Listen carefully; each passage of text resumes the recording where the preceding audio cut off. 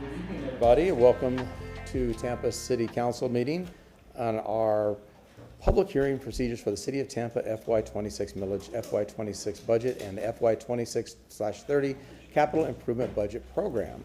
I'd like to call this meeting to order, and a roll call, please. Miranda. Here. Maniscalco. Here. Hurtak. Here. Vieira. Carlson.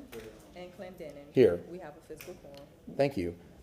For order of business, I believe, Mr. Carlson, you wanted to bring something before the body tonight? We hired a budget analyst to give us advice about the budget, and so we asked her informally a couple weeks ago, but I'd just like her to formally come up and see if she had any advice or not. So I'd just make a motion to put her separately on the budget from these other items, just maybe between 5 and 6 or before number 5, just to give us a general update. Just a motion to bring the budget analyst up before number 5 to give us a general update about any recommendations she has for the budget. So I would suggest then after we hear from the Citizens Budget Advisory Committee, we ask Ms. Kopesky to do a presentation and question and answers. Is that what you're looking for? Yes, please. Okay. So we Just to ask for any recommendations overall she has for the budget, because we haven't specifically publicly asked that after question. the Citizens Advisory Committee. So it's different from this. So if you hear us talking about numbers, we have a script for tonight's presentation. It does not correlate with the agenda that you have. So if you hear that it doesn't make sense to you, it's because we have a script. So we're going to hear from the Citizens Advisory Committee tonight, and then after we hear from them, we will hear from our budget analyst. Is that all right with you? Is it good? Okay, very good. Do we need a vote or? Yes, we do. We have a motion from Councilman Carlson. We have a second from Councilwoman Hurtak. All those in favor say aye. Aye. Aye. Opposed? The ayes have it. Thank you. Now, let me pen and ink that so I don't forget that. Okay, I need a motion to approve the agenda. We have a motion from Councilman Vieira, a second from Councilman Miranda. All those in favor? Oh, yes, sir. Just for the purposes of the public, if I can, there's going to come a time when the Chief Financial Officer will be making a presentation, and according to your order of business, that would encompass numbers 2 through 7, if I understand, and that's going to be included in the presentation. So after number 1 gets underway formally, then when the presentation of Mr. O'Hara is called up, after Ms. Kopesky and the Citizens Advisory Board, the matters of 2 through 7 will be incorporated in the presentation. Is that correct, Mr. O'Hara? It is correct, and if I may just postscript that, we also have, and we can do it in whatever order council likes, but we also have as part of our presentation some motions made at the first public hearing that did not make it on the agenda. Okay, so just to clear this up so we have coming from a single point, what tonight's agenda will include, after we hear from our budget analyst, Mr. O'Hara will come up and do the presentation from the city on the budget. During his presentation, all of the items contained in the online agenda will be incorporated into his presentation. And 2 through 7. Items 2 through 7. And then you say, in addition to that, you have some motions that had been made in the first budget hearing that you're going to address during your presentation as well. Yes, sir. Okay, so we have a motion to approve. Councilman Carlson. Yeah, I did not make these motions on 5, 6, and 7, but the way it's written here, it says that our budget analyst is supposed to work with and then present, not that the CFO is supposed to present. Yeah, it's going to be part of that presentation. They're going to work together to do that presentation. But I think there's a big difference between having a CFO present versus having our budget analyst present. Okay. So same as having Marty present versus having a city attorney So present. just for clarification, after the Citizens Advisory Committee does their presentation, the city will come up and start the presentation. During that portion of the agenda of this script, which you guys don't see, during that portion of that script, we will address all of those items, including the presentations from Ms. Kopesky. Councilwoman Hurtak. 5, 6, and 7 just basically say that Ms. Kopesky will work with Mr. O'Hara to provide a report. Right. It doesn't say that she will present. That's why I say it'll be an interaction, but there'll be interaction if she'll be there to assist in answering questions during this part of the presentation. Can I Yes, ma'am. ask public comment is? That's what everybody wants to know. Yeah, public comment will be, so what we're gonna do is we will open these public hearings, and public comment will be done after, public comment is going to be done after city council does their, Initial comments? initial round of questions. So After after 7, yes, yes. Are we clear?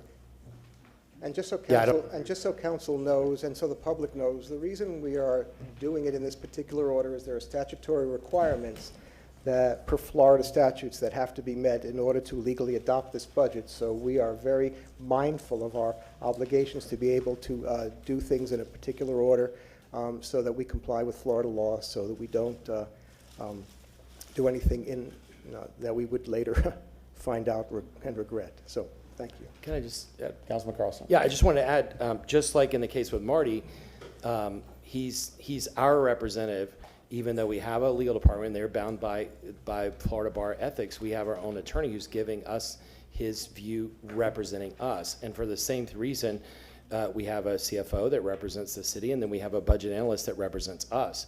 And I want to make sure, for the purposes of the public,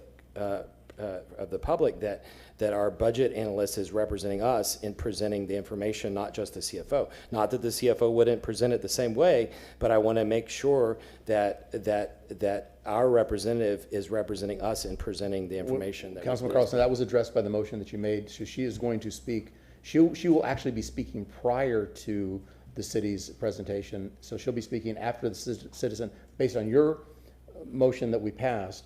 We inserted in the agenda, after citizen budget advisory presentation, we will hear from our budget analyst. So she's going to speak first.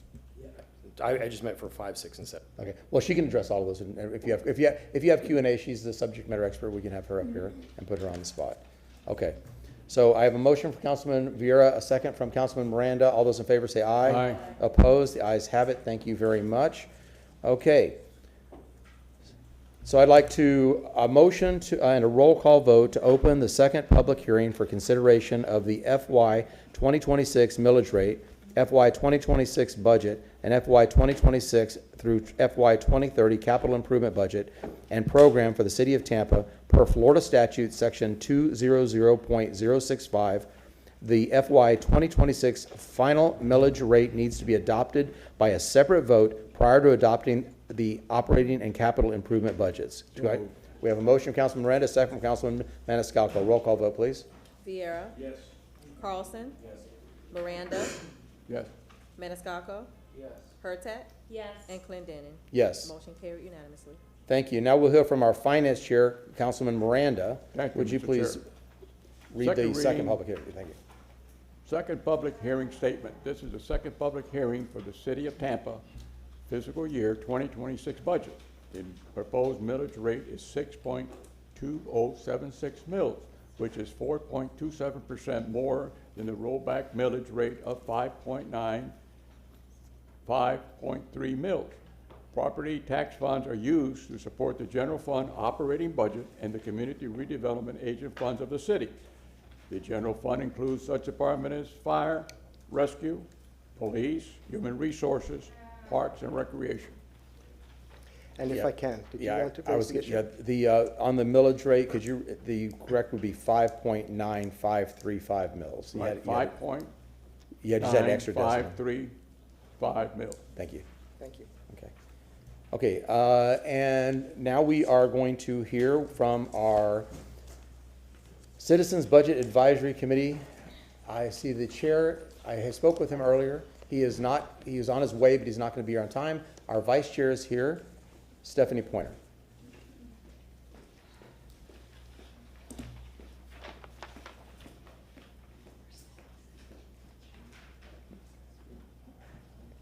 Mr. Scaglione owes you a nice dinner now. Yeah, he sure does. Good evening, council. I stand here as the vice chair of the Citizens Review Budget Committee. Anyway, the committee made the following motions.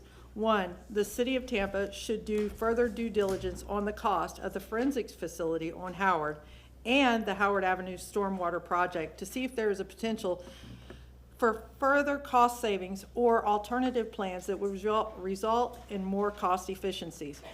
The committee has requested a tour of the current facilities at the police headquarters in order to better understand the needs of TPD for this capital improvement project, The second motion that was made was the City of Tampa should refrain from any additional horizontal capital improvement projects, I can define that if you need it, until the facilities master plan with space utilization study has been completed. This study will determine the needs of the city for additional spaces. Both of these motions were made with the concern for the amount of bonding debt that is currently being presented and being taken on by the City of Tampa for non-essential projects and possible declining values in the tax base. And I'm available if you have any questions. Councilwoman Hurtak. Since this is nicely written, if you wouldn't mind using the wolf, maybe, and Oh, just leaving it up for a yeah, it's moment. not pretty. So that Yeah. the public can see it. Sorry. I had an extra copy, I should have left one. We'll just leave it up for a second. So could you explain the horizontal capital improvement projects that you're referring to? That means not infrastructure, but things that we're building up, and that was, Mr. Perry was nice enough to give us that definition. We did not want to impact infrastructure projects, but projects that might be considered optional, I guess, would be more for the case in this situation. Is that all? And this might not be a you question, but maybe you do have the answer for me. Do we know, when do we expect the facilities master plan to be completed? It hasn't started yet, and the money is going to be asked for in the next 30, 60 days or so. Okay. Okay, That's- so they've that's what I already, thought. I didn't they're think it had already doing the started. project for it, which is something we were asking about, and Mr. Perry said that it was already coming forward to council at some point. Okay, thank you. Okay, any other questions? Okay, hearing none. Mr. Perry is a very valuable member of our committee. We are We're all aware. glad to have him. He knows of all, the- of he knows Mr. all Per- kinds of good stuff. Mr. Perry's value. Okay, City of Tampa presentation for the 2026 millage rate FY 2026. Hager, I'm sorry, I forgot, I penciled in Hager. Tag, you're it. Ms. Kopesky. Yes.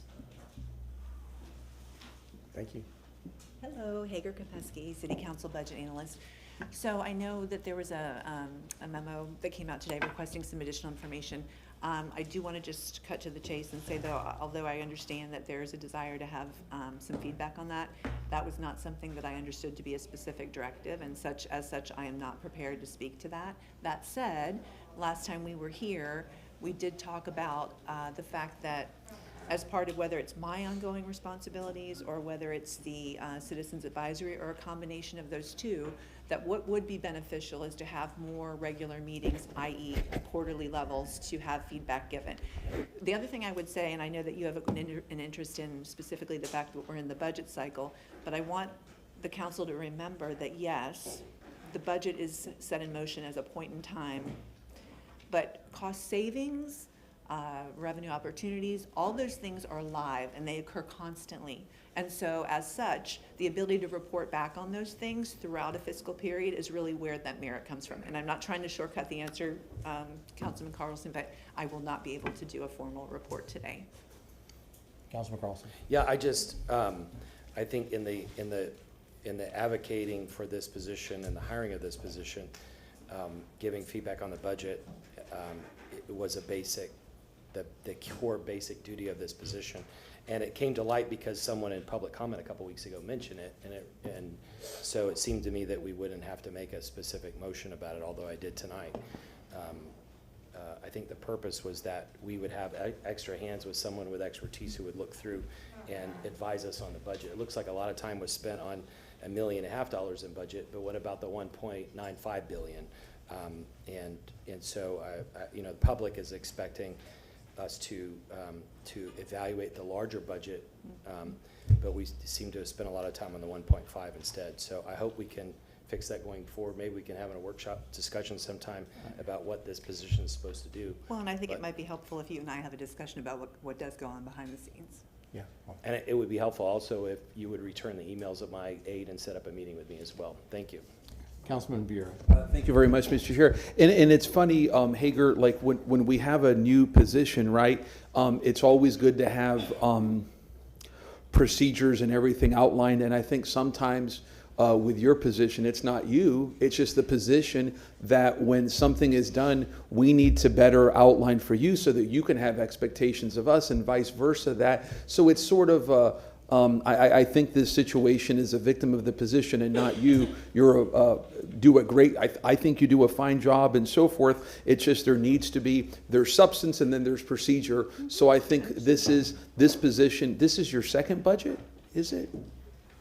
I joined Okay. in June. Yes, so ma'am. Yeah. It's your second budget, and so I think it's incumbent on us to define the procedures for your position and everything like that, so you can continue to do great work and maximize your potential for the city and everything here. I think that's the best thing to do, and we can think about things to define the procedure of your position, because sometimes you create a position and you're like, go forth and conquer, and it's like, what do I do? So I do think that's something that's incumbent on us, but I appreciate all your work and everything. Thank you. Councilwoman Hurtak, followed by Councilman Miranda. Thank you. I have thoroughly enjoyed working with Ms. Kopesky. She answers every question I have, but the bigger thing is the budget's our responsibility. We're the ones that are supposed to read it. We're the ones that are supposed to dig through it and find what we need.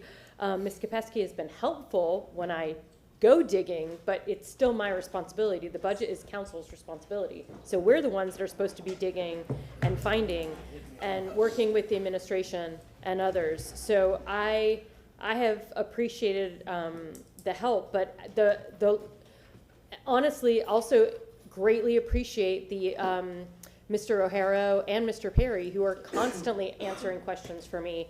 We'll meet at the I asked for a meeting with Mr. O'Hara on Monday for today, and we were able to fit it in. So I think that there's a lot of the stuff that, the things that you want to focus on, just reach out and ask for that. Because the budget as a whole is really hard to ask someone to just look at and give their opinion on. Councilman Miranda. Thank you, Mr. Chairman. I agree with Councilmember Hurtak. I think she has done a great job, a wonderful job. However, I believe I made a motion some months back that it would take 7 of us. It's very difficult to work for 7 bosses. You don't know which one, 7 of us have different opinions, different looks, different ideas, whatever. That would drive you crazy. So I made a motion, I believe, sometime back where it would take the 7 of us to give direction to the budget analyst on what we wanted done. I don't think that's been followed. But I'm just looking in her shoes, I would be totally disarrayed what's going on, because I would understand what every one council member wants unless one tells me that it's been voted on for her to review those things. I don't think that's ever happened, so if it's anybody's fault, it's our fault, not hers. So I appreciate everything you've done.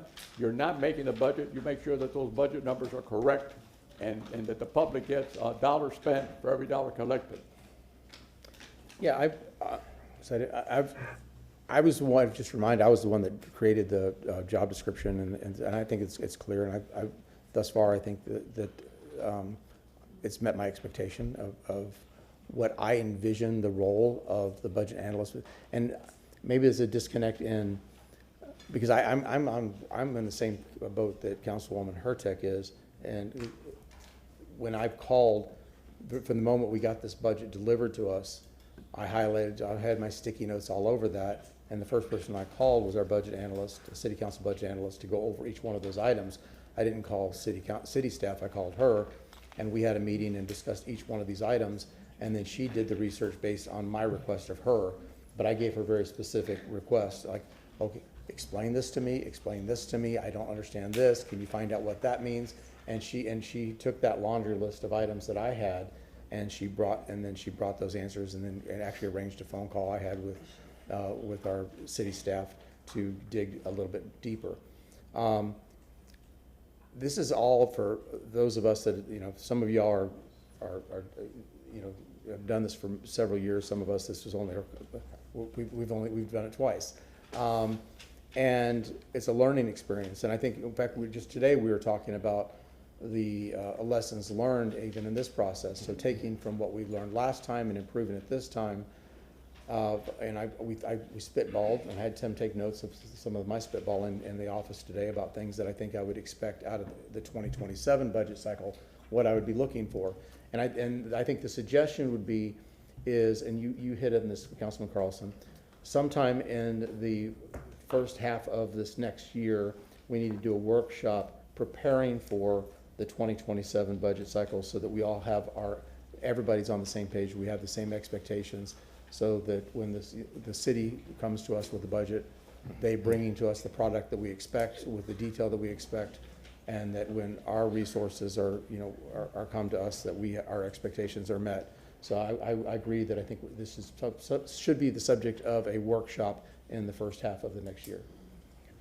Councilman Carlson. Yeah, I just wanted to add, my experience has been different than some of yours, but I don't want to talk about all that here. The thing is, first to what Councilwoman Hurtak said, we do all have a obligation to read the budget. I think we've all read it thoroughly. We've given feedback publicly, and so I don't think anybody's saying that none of us have read it. But it's the same as, and I'm talking about the position, not the person, but it's the same as Marty working with us. We have when contracts come before us, we have an obligation to read the contracts, but we're not lawyers. And so we may miss something that Marty might pick up. And so Marty will go through proactively. He'll answer our questions, but he'll also go through proactively. And if he sees something that might be of interest, he'll call us up. And I think he calls all 7 of us. And so I expect the same thing with the budget advisor. I'm not an accountant, just like I'm not a lawyer, but I read the numbers, I read the budget, and it would be helpful to have the budget analyst on a regular basis, as she mentioned, but also on the annual basis, do an analysis and come back. And my question today was not to try to set her up. It's that the public has asked for this answer.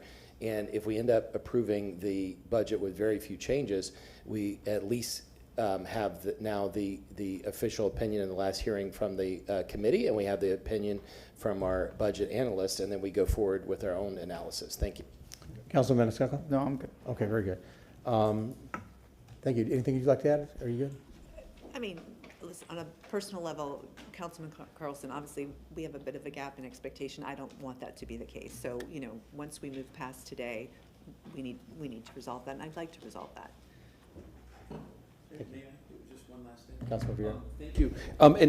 And nothing directly, ma'am. One thing, with Councilman Carlson, if an email was sent and it wasn't responded to, maybe we can pass a formal resolution, not directed at you, but just at the position in general, expectation to have a responsive email within 3 days, 5 days, whatever, just to, again, on issues like that, again, setting forth rules, not directed to the person in the position, but just to the position, because this is something that's new. So we've set up a chain of command for this position. Councilman Maniscalco was in a position of record as chair, and now it's gone to me. As long as it's not an issue that violates sunshine, and if it's a work-related issue, I think that if you were to bring it to the attention of the chair, like if non-responsiveness, or we could be a conduit as well and assist in things like that. So I would suggest, just make sure that it doesn't violate sunshine. But if there's an issue of employment, bring it to the attention of the chair, and I can address that. Thank you. Okay, so now we are at the big show time. CFO, Mr. O'Hara. Yeah. For those of you following in the audience, we are now addressing items 2 through 7, plus resolutions that were, or motions that were passed at the first budget hearing.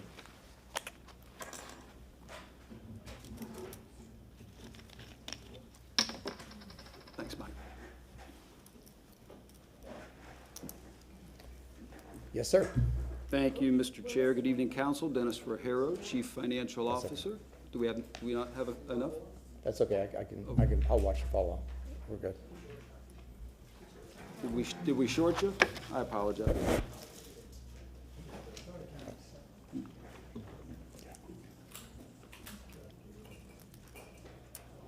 And once again, thank you for having us here. I sure appreciate your time and effort. I also appreciate Ms. Kopesky's time and effort, and of course, the Citizens Advisory Committee.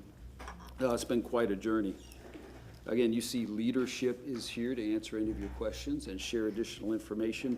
And our presentation, as the chair said, is simply the items left over from the first public hearing, and of course, items that council has asked us to come back on here at this second public hearing. If I can have the presentation up, please.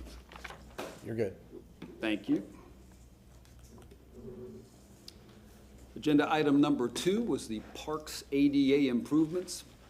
And you see here we have provided a status as of July 31st associated with this project. The ADA improvements are a capital improvement project, as you know.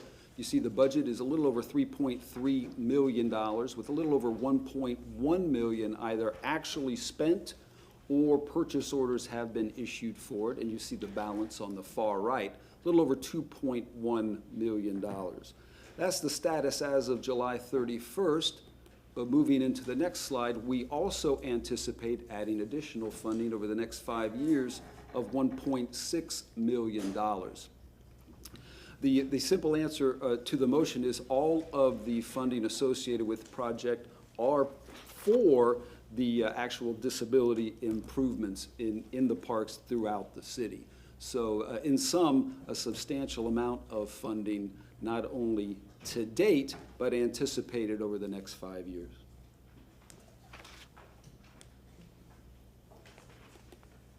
Agenda item number 3.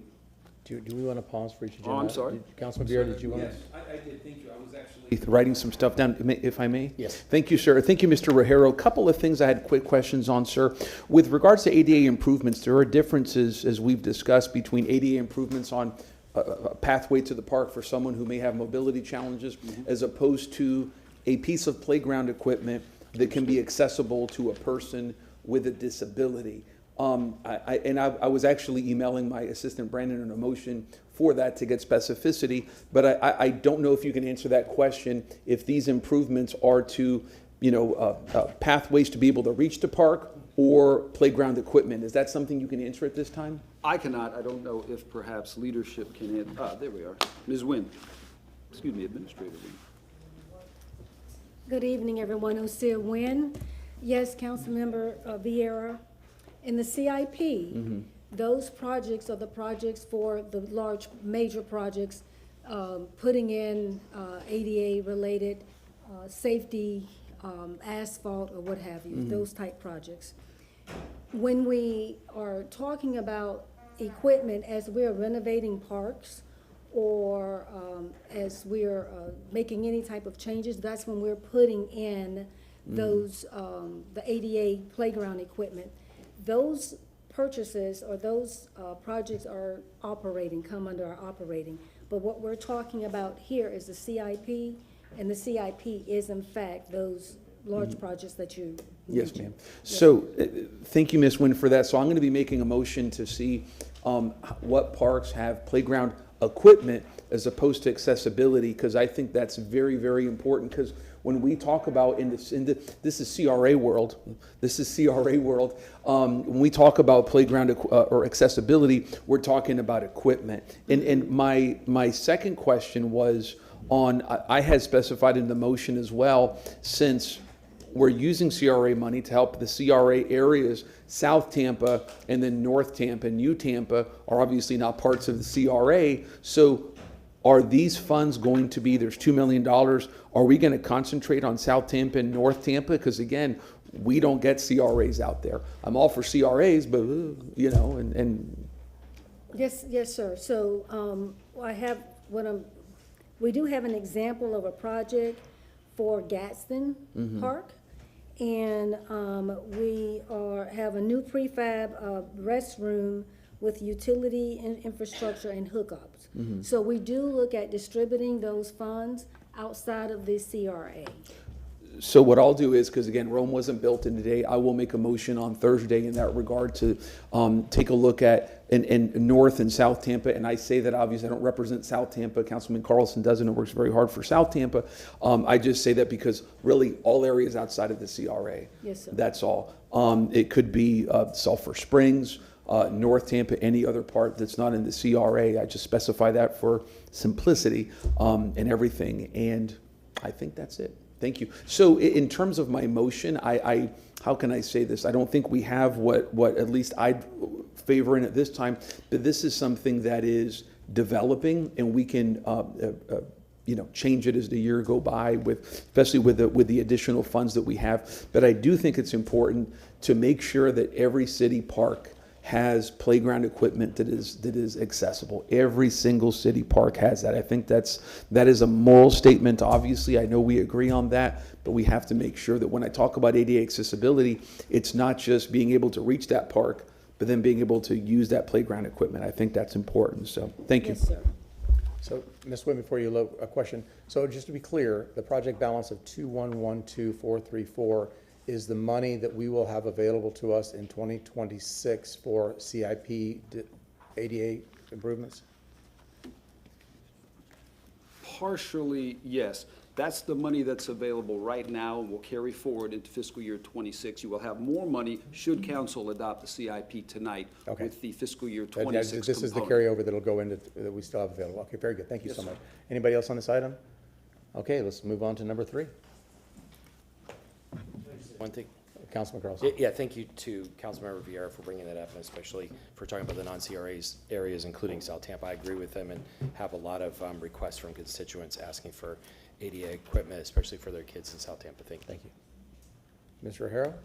Thank you, thank you. Moving on, if I could have the presentation back up. You're good. Thank you. Item number 3, you see here, appear on what we intend to put in the fiscal year's budget for the Sulphur Springs area. We have a summation on the slide you see in front of you. We also have a detailed handout that Mr. Perry will be giving to you that goes into an itemization of both the capital improvement program, the operating expenses, and the potential at the bottom. You see in fiscal year '26, a little over $23.3 million with some significant capital improvement projects foreseen over the fiscal years '27 through '30.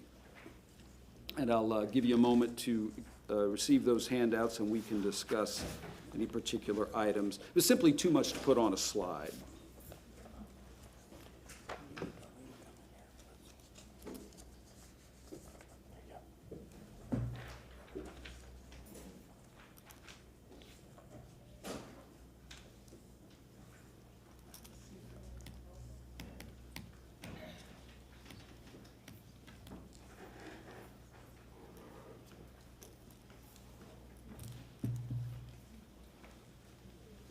We got them all.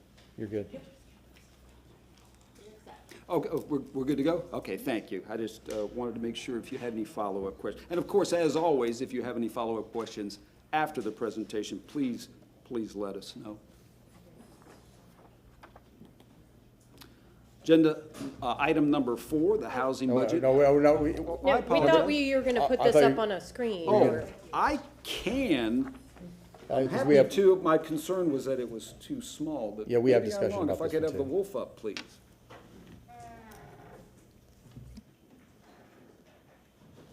Oop, wrong way. I'll try to make it as large as possible, and we can move down. There we are. Councilwoman Hurtak. What is the first two under Parks and Rec? It says Sulphur Springs, is that, but it looks, one is PO and one is PA, so. I apologize, it didn't print correctly, or at least perhaps it was user error. You've got two things going on. You've got the Sulphur Springs Pool, and then you've got the Sulphur Springs Parks Improvements. Okay. That's what the second item is. And that includes, from my understanding, and Ms. Nguyen might be able to add more to it, that includes the bridge for over the manatee space. Now that I do not know, perhaps Administrator Nguyen.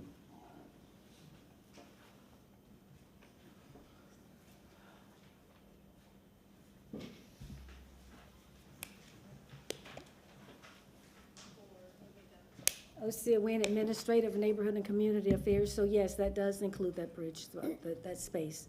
Okay. You include that, what you're referring to, Okay, yes. great. Just wanted to double check. Thank you so much. And we'll provide a revised handout Okay. with complete descriptions. I apologize.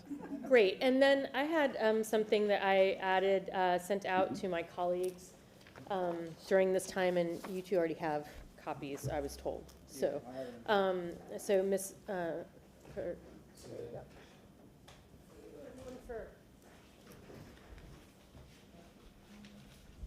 So I happened to go out, several of you know that the Green Artery, the connection between segments D and E has a gap in between.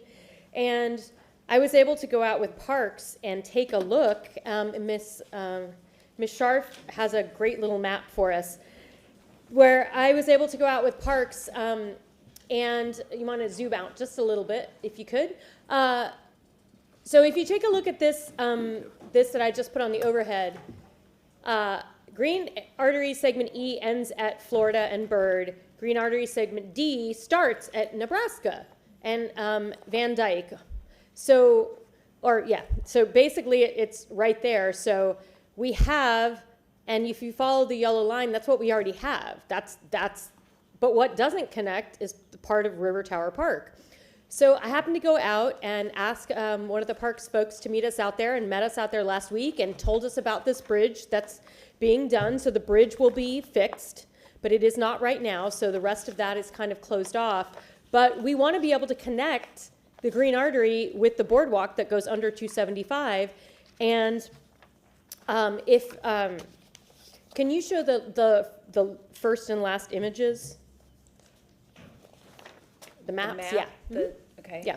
So we have one possibility that can connect those, that a contractor came out and gave us a quote for $60,000. And then we have another visual that for $116,000 we can do a loop around the whole park.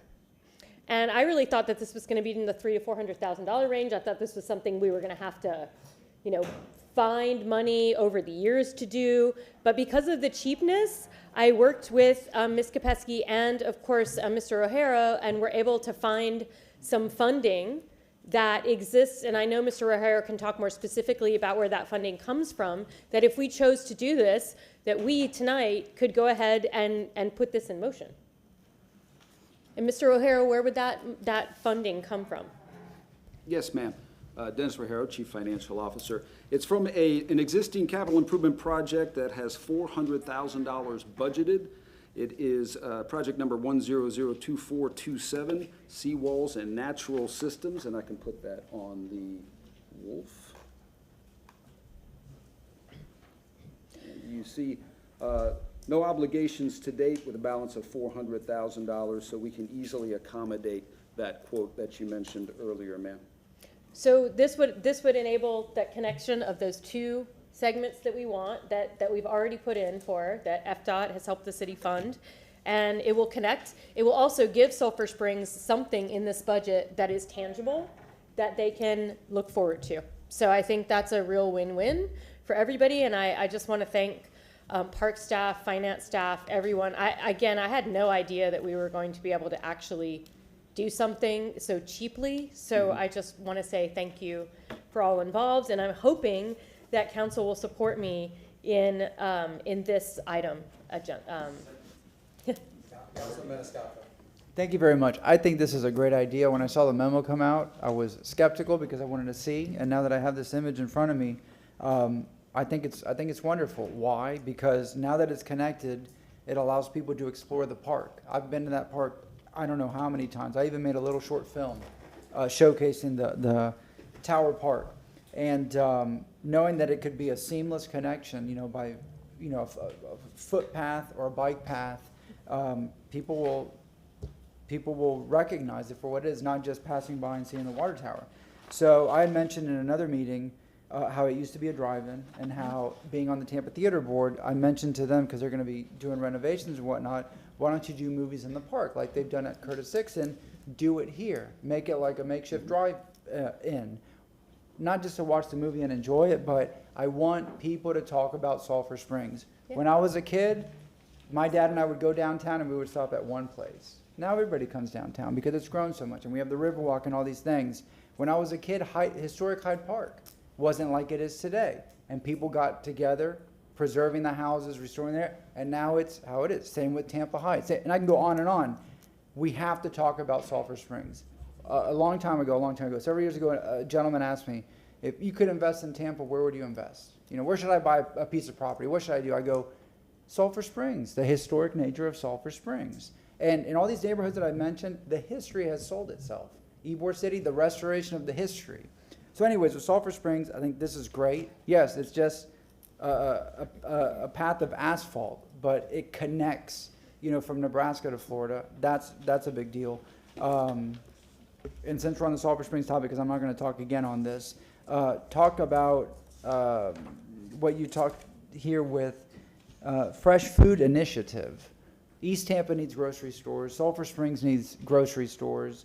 You know, maybe it's not a Publix, but I've been looking and researching the last few weeks what other smaller grocers, not a Sprouts, you know, because we know these big chains that are here in Tampa, but there are other brands that are not in the Tampa area. And I started getting phone numbers to call their corporate office and say, hey, I know you might be, and I'm not going to tell you the names, you might be in other parts of Florida. Have you thought about expanding to the Tampa market? Have you thought about East Tampa and Sulphur Springs and say, hey, come to Tampa, I'll give you a tour, I'll show you around and show you the opportunity. But, you know, Sulphur Springs was vibrant. It was a, you know, Florida Avenue, for example, was a very busy commercial corridor. And we can bring that back. I mean, residents ask us about investing in Sulphur Springs. The investments made here, the pool, the park improvements, all this, they're great, but it deserves a whole lot more. So I'm glad that we're having this conversation. We need to talk Sulphur Springs like we've been talking about downtown for the last 2 decades, and we see what's happened with that. Thanks. Councilman Miranda. I just want to do a little bit of history. Mr. Maniscalco got me going on this thing now. When I got elected here we way back go. in 1974, there was very few cars that had air conditioning. When you look at Ybor City, there was a disrupted demise. When you look at downtown, it was terribly gone. When you make a street turn on any streetcar, you didn't have to look for any car coming because there was no cars hardly downtown. There was no one living in downtown when it was a vibrant place in the city. When you look at Laurie Park Zoo, it was there, but it's nothing like it is now. There was no aquarium. There was no tall buildings. There was no channel side. There was no arena. There was no convention center. There was nothing. So we've come one hell of a long way, and it's, yes, it's taken years, but develop the people that live here, worked here, they helped make this city what it is today. And they're the ones that got to receive the credit. They gave us the opportunity, and those council members and the past mayors ran with it, and we've got something done. There was very little in Tampa that would attract any business to come in to have jobs. And now all that has changed, including those in technology. It's one of the fastest growing areas in the country. So now we look at what we have, and it's because it was so run down that you have the opportunity to do something. And now the last piece, as Ms. Hurtak is talking about, which is Sulphur Springs, is coming about. However, that comes with a little repetition of nature. And the danger is this: it'll never be the same again, because once you sell a house for a lot for $300,000 or $400,000, again, you're going to have the same thing we're wrestling with all around the city, which is affordable housing. So beware what you want, because you're liable to get it. And I'm glad they're going to get it, because I don't want to feel anybody left out. Councilwoman Hurtak, do you have the motion? Yes. Can I just say one quick? Councilman Carlson. Yeah, I just want to add thank you to Councilmember Hurtak for the research. We've all, I think, been trying to find solutions for Sulphur Springs, and this is an inexpensive, meaningful change that I'm sure will be welcomed by the community there. Thank you. Thank you. Okay, yes. So I will wait on my motion until we have public comment, Mr. But if you can hand Mr. Shelby that one particular slide of where the money needs to go from and to, or from at least, I will be able to add that into my motion. But I will wait until hearing public comment. And if I can, Mr. Shelby. Martin Shelby, City Council Attorney, the formality of the process, just to let you know that Mr. O'Hara has some ideas in terms of the form of the motion, because based on what he told council, I don't believe this would require a budget resolution necessarily, because the money, It Mr. does- O'Hara could say it much better than I can. No, thank you, sir, I appreciate it. The money is appropriated in this capital improvement project. The description associated with the project is flexible enough to allow us to proceed with this project as soon as council says go. Okay, thank you. Wonderful, thank I'm you. gonna throw a little bit of a sidebar in here because I think it's an appropriate place. A lot of the conversations we've heard from folks, especially with the District 5 election happening, and some of the stuff about representation of District 5, and I wanted to make sure people understood some of the things that we've done to ensure that District 5 is represented in this budget. One of those things is, after the unfortunate passing of our colleague Gwen Henderson, her legislative aid was tied to her as an elected. We immediately stepped forward and ensured her continuity in office, Ms. Darlene Johnson, so that that district had somebody here present at Tampa City Council, answering the phones, working constituency issues, and we transferred her job underneath the chair, so she's been a direct report to me for this entire time and continues to serve in that capacity. So through this budget process, she's also been involved in coordinating with city staff to ensure District 5's representation in the city council budget.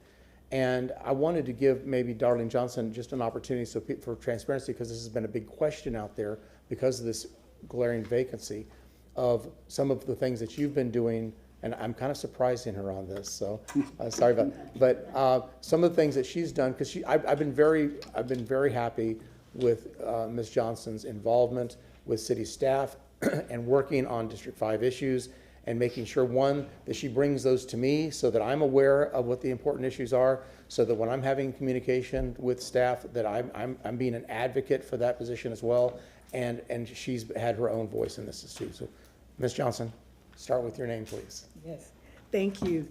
Darlene Johnson, Legislative Aide for District 5.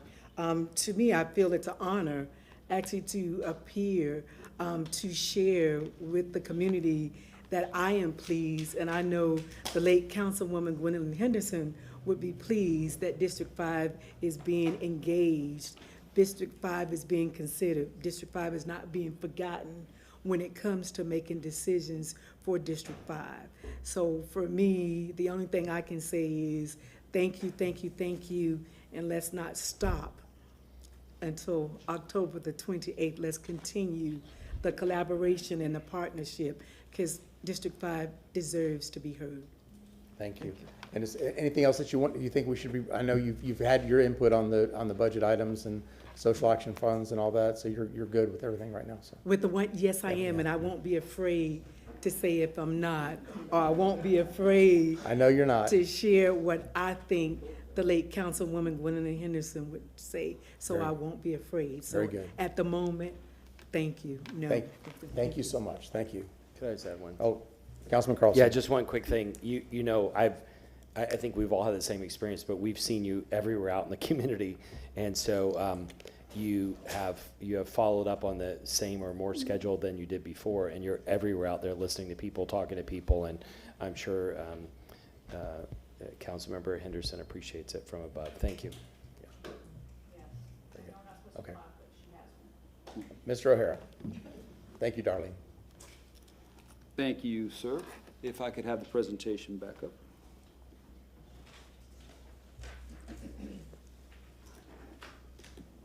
Moving into the housing budget and a presentation on the proposed fiscal year 26. Administrator Feely will be speaking to this from this slide, and you see the funding itemized and total. Good evening, Council. Abby Feely, Administrator for Development and Economic Opportunity. This evening, the housing slide you see, the 14.6 million of general funds. I just want to speak to that for a few minutes.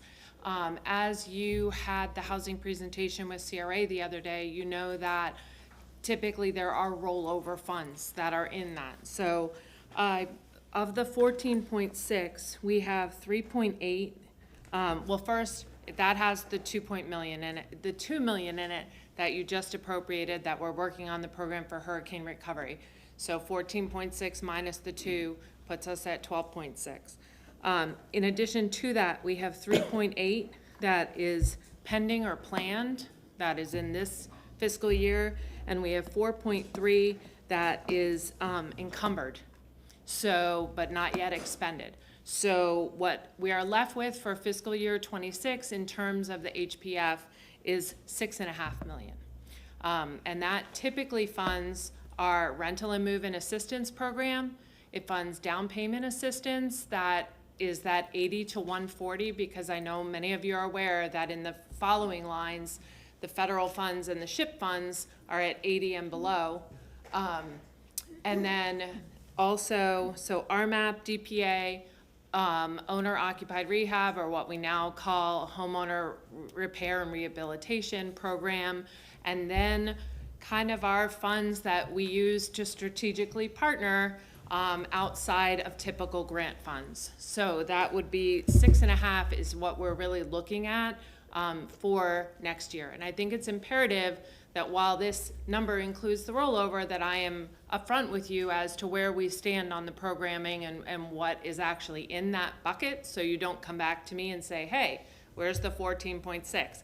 I want you to know what's in our coffers and what's committed. So right now, with that, there is a total with the federal funds, state funds, and then the CRA funds that you, acting as the CRA board, has put those 30% in, right at $54 million. Thank you. Councilman Vieira.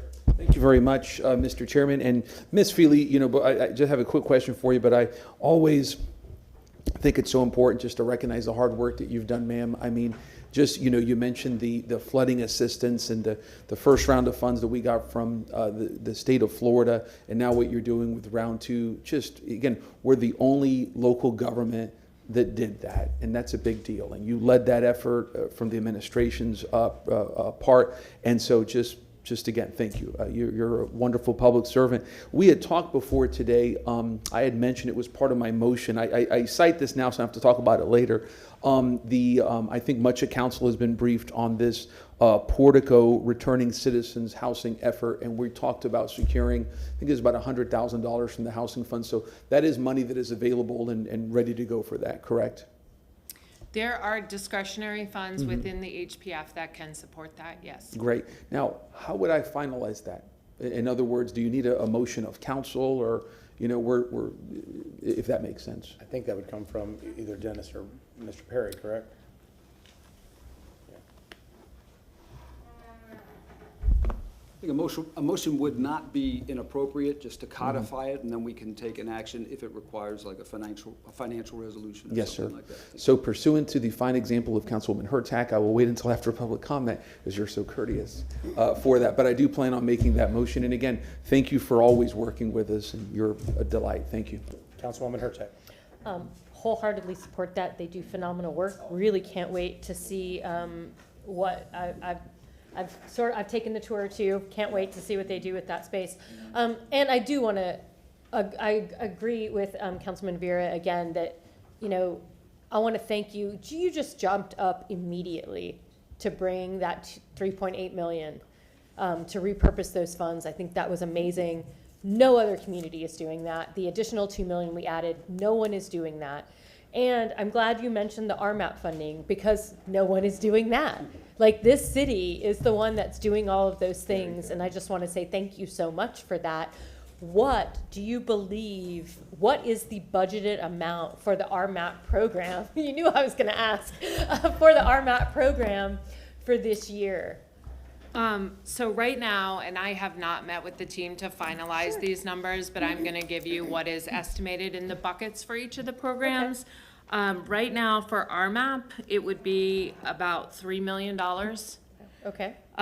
For HRRP, which is the homeowner repair and rehabilitation, that is $1,050,000.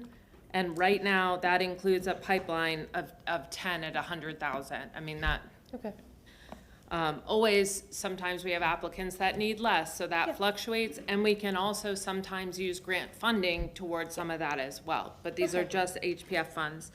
Down payment assistance is 1.25 million, and that would be 30 at the average of 42,000. And as mentioned to you, I didn't mention, it was another presentation I was doing. A lot of times we are stacking that with CRA funds and getting down payment assistance, sometimes up to $100,000. It all depends where the properties are located, if they're CRA eligible. And then that would leave us about $1 million for that kind of discretionary, if we needed to jump in and work on a project or look at some projects. And monitoring. That also has come up whenever we put these units into affordability periods, 30 years, 50 years, Funland, the ribbon cutting is tomorrow, 99 years of affordability on that project. We do monitoring to ensure that those units are maintaining the income affordability and also the quality of those units that we fund. Just a quick question, because we got a question about that recently at the CRA meeting, and just because we're on the topic, what happens if someone isn't doing that anymore? What happens if they aren't keeping the restriction? Then we would go after those units and or our funds typically. Okay. So we would get the money back? Right. Okay, just thought I'd do that. But again, thank you for putting that out there. Again, thank you for the work you're doing. We really are the community. Our budget is our values, and it says, I mean, our values are, we are saying that housing is important, and we are continuing to say housing is important, and I want to say thank you for that. Councilman Miranda? Thank you, Mr. Chairman. Year after year, you and your operation that you manage has done a spectacular job for the citizens that need it. However, even though this is a large sum of money, when you look at it, when you apply it to what the needs are, it doesn't solve all the problems. And there's what we have year after year, reoccurring of the same problems that we've had, maybe a little lesser. But this money is a big number, but it really, when you look at it and what we have to do with it, it'll take care of a few percentage points that we have to do the best we can with what we have. So it doesn't solve 100% of everything, but again, that's how life is, and what you've done and what we do, it's just spectacular. I would appreciate just letting you know. Thank you. Councilman Maniscalco? Thank you very much. I don't think we've ever invested this amount of money into housing. And I know Councilmember Henderson would always talk about the Mayor's Challenge Fund and how she was able to buy her home, which that created essentially generational wealth. So I'm glad to see a couple of things. First, that we offer rental assistance, but at the same time, the down payment assistance is so critical because it allows us to help people get on that path to the American dream of home ownership and get out of that perpetual cycle of rental because, many people don't have $500 in an emergency fund, or they're living paycheck to paycheck, or, they're able to qualify for X amount of dollars in rent, but they don't qualify for a mortgage. This allows them to get that big, because the down payment could be 20 grand, closing costs 30, 40 grand. We don't know. Everything is different depending on the area, but we're getting people out of renting and getting them into home ownership. And again, these numbers are big. A total fund of $54 million, counting the CRA, but we are doing our part in the capacity that we are able to, and I'm glad to see these investments. The biggest complaints that I get, I mentioned it the other day, is please pave the roads, and what are you doing about housing? And we're making a significant investment in it, and I'm glad to see that. Thank you. I just want to close by saying, in partnership with Dennis Rojero and of course with the whole administrative team, we are working also, as we know, the county did receive $709 million in CDBG DR, which is CDBG funds for disaster relief, and they are obligated to spend a portion of that on housing.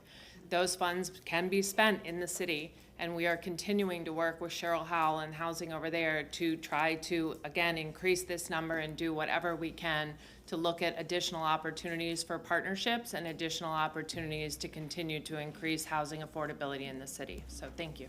Thank you, Ms. Feely. Mr. O'Hara.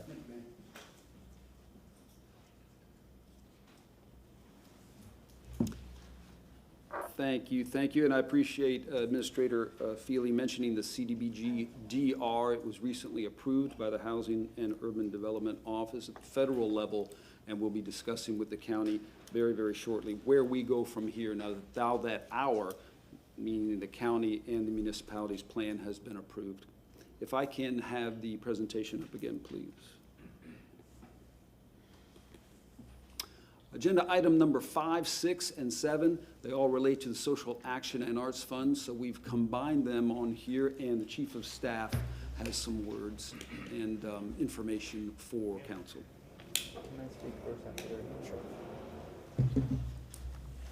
Thank you. Good evening, Council. John Bennett, Chief of Staff. Good evening to our public for our second budget hearing. This is a continual honing process. I want to thank Ms. Kopesky and, of course, the Budget Office for continuing to work on these requests. I would say about 50% of them are new requests. And as Council gave guidance last hearing to try and look for the strategic actionability compared to what was in the recommended budget, we've been continually coding these items based on several factors. Again, one, looking at things that fit our arts and culture, fit workforce development, fit other gaps between what the programmatic needs are in the community, and of course, some things that have been diverted by other agencies or other folks shutting down funds. And I think we're very close. And my point to saying that is that listening to the district offices about where their priorities are, I think we landed on a lot of those strategic actionable items. And I will tell you right now that we're very close to that 1.2 million mark. And again, so if the budget is adopted as is, and we continue to process these items, again, anything below 25,000 does not require an agreement based on our code. And those are very actionable with a logic model being presented to the Budget Office and then directed towards those portfolios that offer that level of service. And again, a lot of this has been coded and bucketed in that format, but I can tell you that all of council has been heard, the public's been heard, and I think, again, we are very close on a high level of meeting the needs of the community. We will continue to look at the ones that are presented that are new. Some of them are well above $25,000, so they'll need continual vetting. But I can tell you between the historical ones that have been funded and some of the new ones that, again, have that strategic gap closing, and finally, again, working with the council district offices, I think between all stakeholder groups, we are very close to meeting that recommended budget marker. Okay, Councilman Maniscalco. Thank you very much. A couple of things. First, I forgot to mention, Councilman Vera mentioned the portico. I look forward to supporting that. I think it's a noble endeavor. But a couple of things here. So, transforming Tampa's tomorrow, because I see here specifically items that align with the specific goals of the city. So that's the theme of the administration.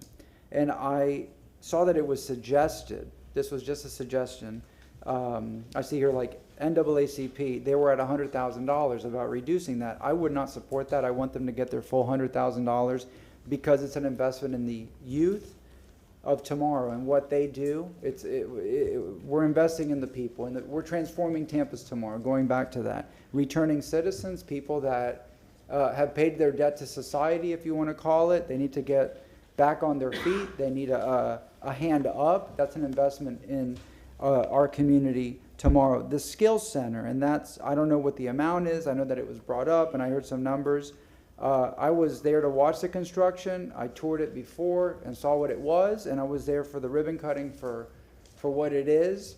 Again, transforming Tampa's tomorrow. It's investing in the communities that need it the most, that have been ignored. So, you know, I want to see and there's other organizations here that we can talk about, but we have to, I think it's our duty to support these organizations because we see the good that they do for adults, more importantly for the youth, and that's it. It's a win-win. You know, when we invest in young people, they live, grow, play, and stay here, and they become good citizens, and they just reinvest, you know, in the Tampa of tomorrow. Thanks. And all the nonprofits you mentioned were part of that strategic actionable list that I just talked about. Good, thanks. Councilman Carlson. Yeah, we spent a lot of time talking about this at the workshop and then also at the first budget hearing. I recommend that we hold the longer discussion on this to a workshop and pass the 1.2, just pass the budget, but let's get into the detail later because there's a lot of bigger substance that we need to talk about tonight, and we can discuss and debate that later. If you see in the list that was circulated, I did not know the list today was going to be circulated. I didn't know the list 2 weeks ago was going to be circulated. As you can see in the list, I was not consulted at all on what I might want in there. And one of the reasons was that at the workshop, many weeks ago it was, I recommended that we individually not allocate to the nonprofits. And then in the first hearing, Council Member Hurtak also talked about it. Now, we never took a vote on it, but I never knew that we had decided on whether we should allocate or not. And I'm not trying to undo anybody's allocation. I just think that we need a more robust discussion on the contents of this at a later date. And if there were any council members that were left out, we should have that discussion. But if we go through it tonight, we could spend an hour or more on this like we have the other meetings. Instead, we can just pass this part of the budget and let's focus on the bigger numbers. Thank you. I believe that is the administration's desire as well, to just stay focused on and because I believe that they've been able to make some headway in doing some of the strategic shifting of things that are more aligned with the business part of the city, because some of these functions, and am I paraphrasing your position correctly? You are, thank you. Okay, so I think that's the position as well, that we have this 1.25 or 1 million, I think is what we're at, 7 figures, right? 1 million? 1 million was recommended. What I'm saying is, going through what I've heard feedback on, we're right around 1.2-ish. So Okay. I think we could, and some of that would be moved into particular budget portfolios. So that would get us back down to the 1 million. The 1 million. So a 1 million along with this moving into the folios will get us to where we need to do by moving this budget forward tonight. Yeah, we're in a very safe spot, and to Councilman Carlson's point, happy to come back and have a workshop and continue to hone the strategic methodology of what we continue to support on nonprofits. Okay, Councilman Vieira. Thank you, Mr. Chair. And you want to go first, Lynn? Please, you sure? No, You sure? absolutely. Okay, thank you. Because Yeah. I don't have anything specific, so. I have nothing compelling to say at all. No, I'm joking. And thank you, Mr. Chairman. I agree with Councilman Carlson in terms of having like a workshop on going out here further in terms of procedures, so we can have some more rhythm and rhyme to how we do this and everything. I did in my request, which is taking a look at increasing on disabilities, because we really didn't have very much. So I cited some groups. We do the Penguin Project, which is wonderful, which is, theater and arts for people with intellectual disabilities, by Nora Payne, who does a great job. That's former Councilman Payne's daughter-in-law, now Deacon Payne at St. Mark's Catholic, and she's a wonderful person.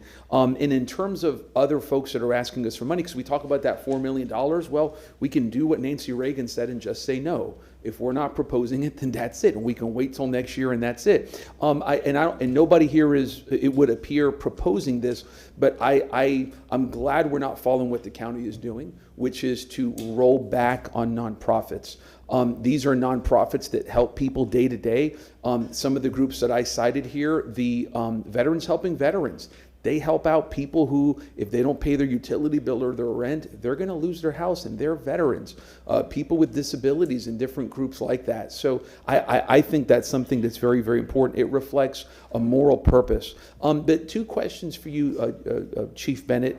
2 things. Number one, so I wanted to make sure that those disability and veterans groups, in terms of the list that you have, those are right now in the proposed list, and they are within the allocated budget, correct? I'm not going to go through all of them, but correct? Yeah, they would fit into the $1 million space at this point. Thank you, sir. And then you mentioned, which is very wise, about taking certain items that should be elsewhere and moving them in proper portfolios, what have you. Ybor City Museum, that is included there, correct? At $100,000.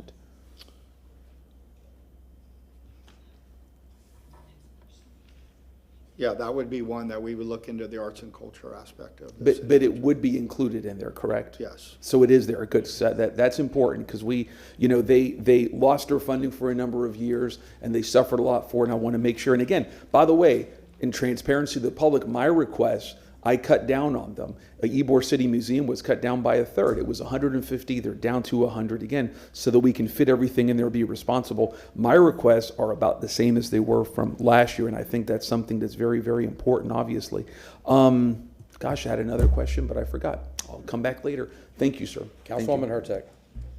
Thank you. And I just want to talk about the generalness of it, because I agree. I do believe we need to have a workshop, and if nobody else wants to do a motion on Thursday for a workshop, I thought we should probably do one in maybe February to give us some time to work on it. But I think we need to work on the process, how people are chosen, the goal, what the goal of the city and the council are, to focus on the Tampa Tomorrow, and then parameters for how much we give and like who we give it to.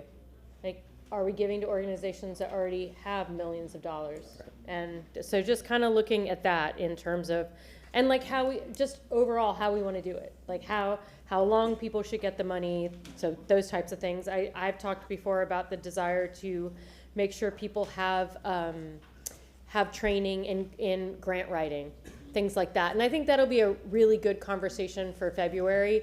I agree with others that we should work on just approve a number now, let folks work, but I did want to just say that I really do love the idea of the workshop and I want to thank you, Chief Bennett, and your team for doing the heavy lift of adding the contracts.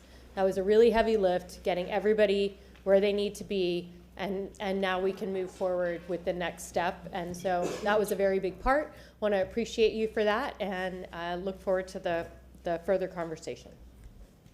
Okay, so for, just for clarification, and maybe this is Mr. O'Hara's question, but right now for City Council's business to address items 5, 6, and 7, if we take no action and pass the budget without addressing this, this will accommodate the will of what you've heard from council and what your position is, correct? Yes, So we do not need to do anything. Oh, I'm sorry, I thought he was asking me. Okay, very good. Can I Okay, thank just you. clarify? Oh, Councilman Carlson. No, so if we approve this in the budget, the question is, are we approving all the recommendations that were put underneath it, or just the total budget, and then we'll allocate it later? The latter. The latter, okay. Thank you. Okay, Councilman Vera. Briefly, thank you. And I wanted to make sure I saw the word special needs internship. That's funded under this, correct? Special needs internship is funded separately in the budget, just like we were talking about moving things into the different Good. portfolios. And that would be the unique ability aspect of being an intern with the city of Tampa, and that is funded in the regular budget. Yes, sir. That's all I need. Thank you. Thank you. Okay, so we're going to close out and we're going to move over to Councilman Yeah, Carlson. I think we talked about this a little bit last time, because we can't talk outside of here. I just wanted to say this. I think especially before you leave, you ought to fight to make sure that's in a budget that's not going to get cut. You know, just like we're trying to defend Councilmember Henderson's stuff, unless another disability advocate gets elected, nobody's going to know as much as you. And so we need to make sure that we have that in there. Well, I think just, again, we hit on this in the first public hearing. So we're approving the fiscal amount of money for the FY '26.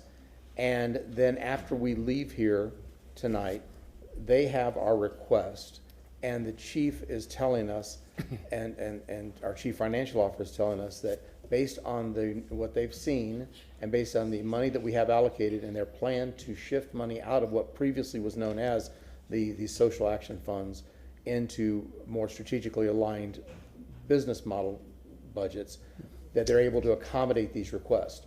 But it's not line for line, dollar for dollar. It is conceptual, and that they believe that they can accommodate these requests if we pass this budget tonight as is, they'll be able to accommodate those requests. Yeah, the request that we've made a couple times, we city council have made, is that some of those items be moved into the regular business, Right, and that's what they're committing to do. Yeah, economic development, because then they'll be measured, and the idea is that, for anybody watching, is that Yep. is that sometimes nonprofits can do things more effectively and cost effectively than city can, and so we outsource it to it, but some of these others don't necessarily fit that. Yeah, so that's what's right. Councilman Vera. And just very briefly, Councilman Carlson said that when I leave, I have told my disability community friends that I hereby delegate that to that wonderful bleeding heart Catholic who's not here right now, Guido Maniscalco. So just to let you know for the disability issue. Thank you. Nobody's going to bang that drum louder than you, my friend. If Okay, I very could, good. Chairman, make one more footnote to Councilwoman Hurtak's point. Yes, sir. As part of the workshop, what we'd like to forward to council is some of the back-end paperwork to see the accountability process, whether you're below 25 or above 25.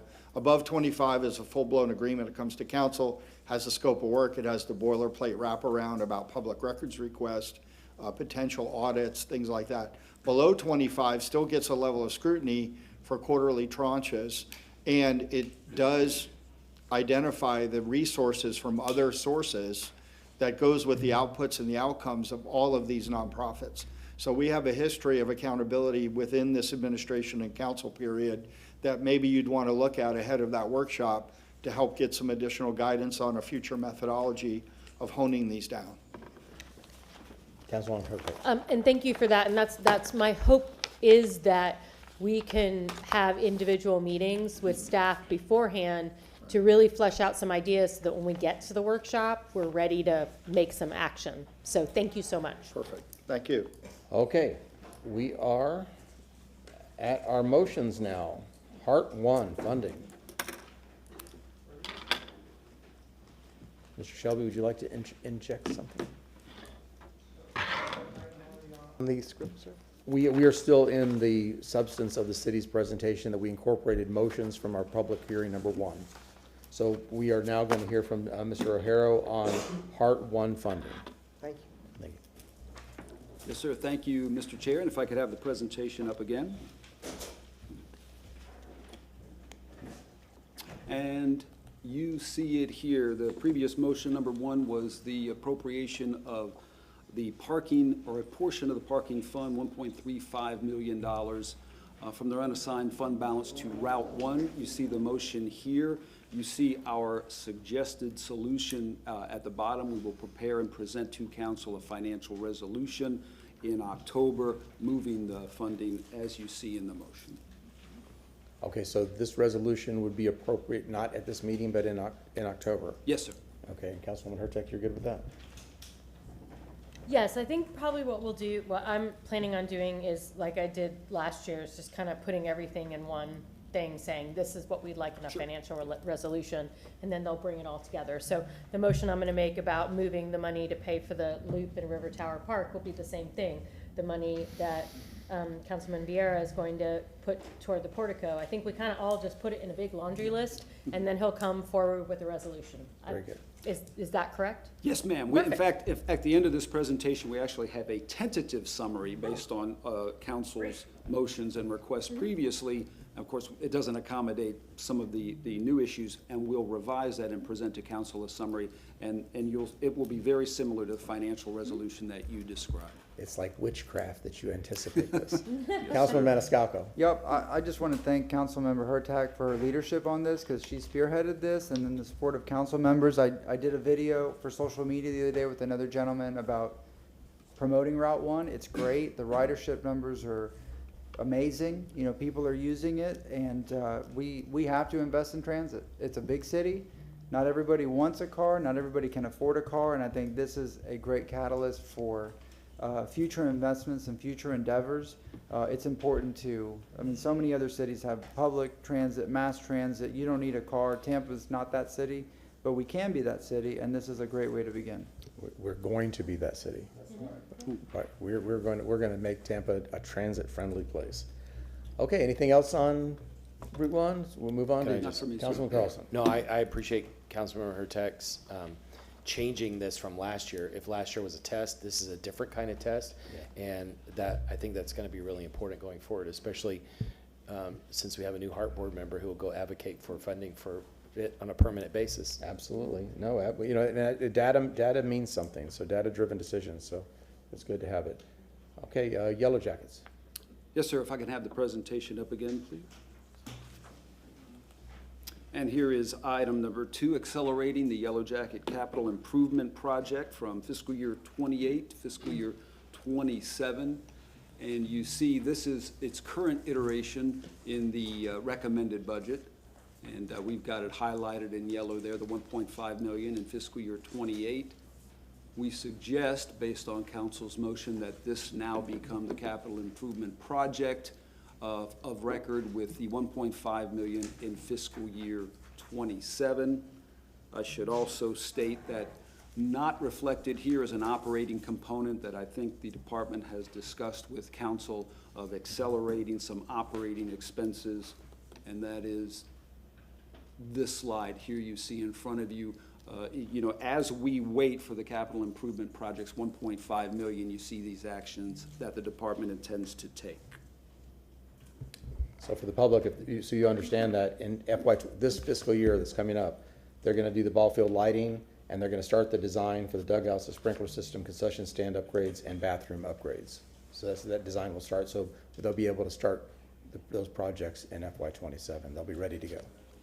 Sir? Councilman Maniscalco. Yeah, and I've been thanking people all night, and I'm gonna continue to do so, but since Robin Lockett is in the front row, she's been here time after time after time advocating for the Yellow Jackets. So I'm glad to see this, because again, an area that's been ignored, and we're gonna be prioritizing this, and it's well-deserved. I think Councilwoman Henderson too. Yeah, I was about to say the same thing. Councilwoman Henderson was an advocate, and again, it's just another indication of, about the representation and ensuring that the equity and the voices are heard. Thank you. Councilwoman Hurtak. Yes, I want to echo that. Thank you so much for that. But also, just to know that this is about as fast as we can do this, because we still have to have the design. So we're putting money in this calendar, in this fiscal year, for the design of these things, to prepare for the building of them in '27. Thank you. So Ms. Lockett looks confused, so I'll let Chief of Staff answer her questions. Councilman Miranda.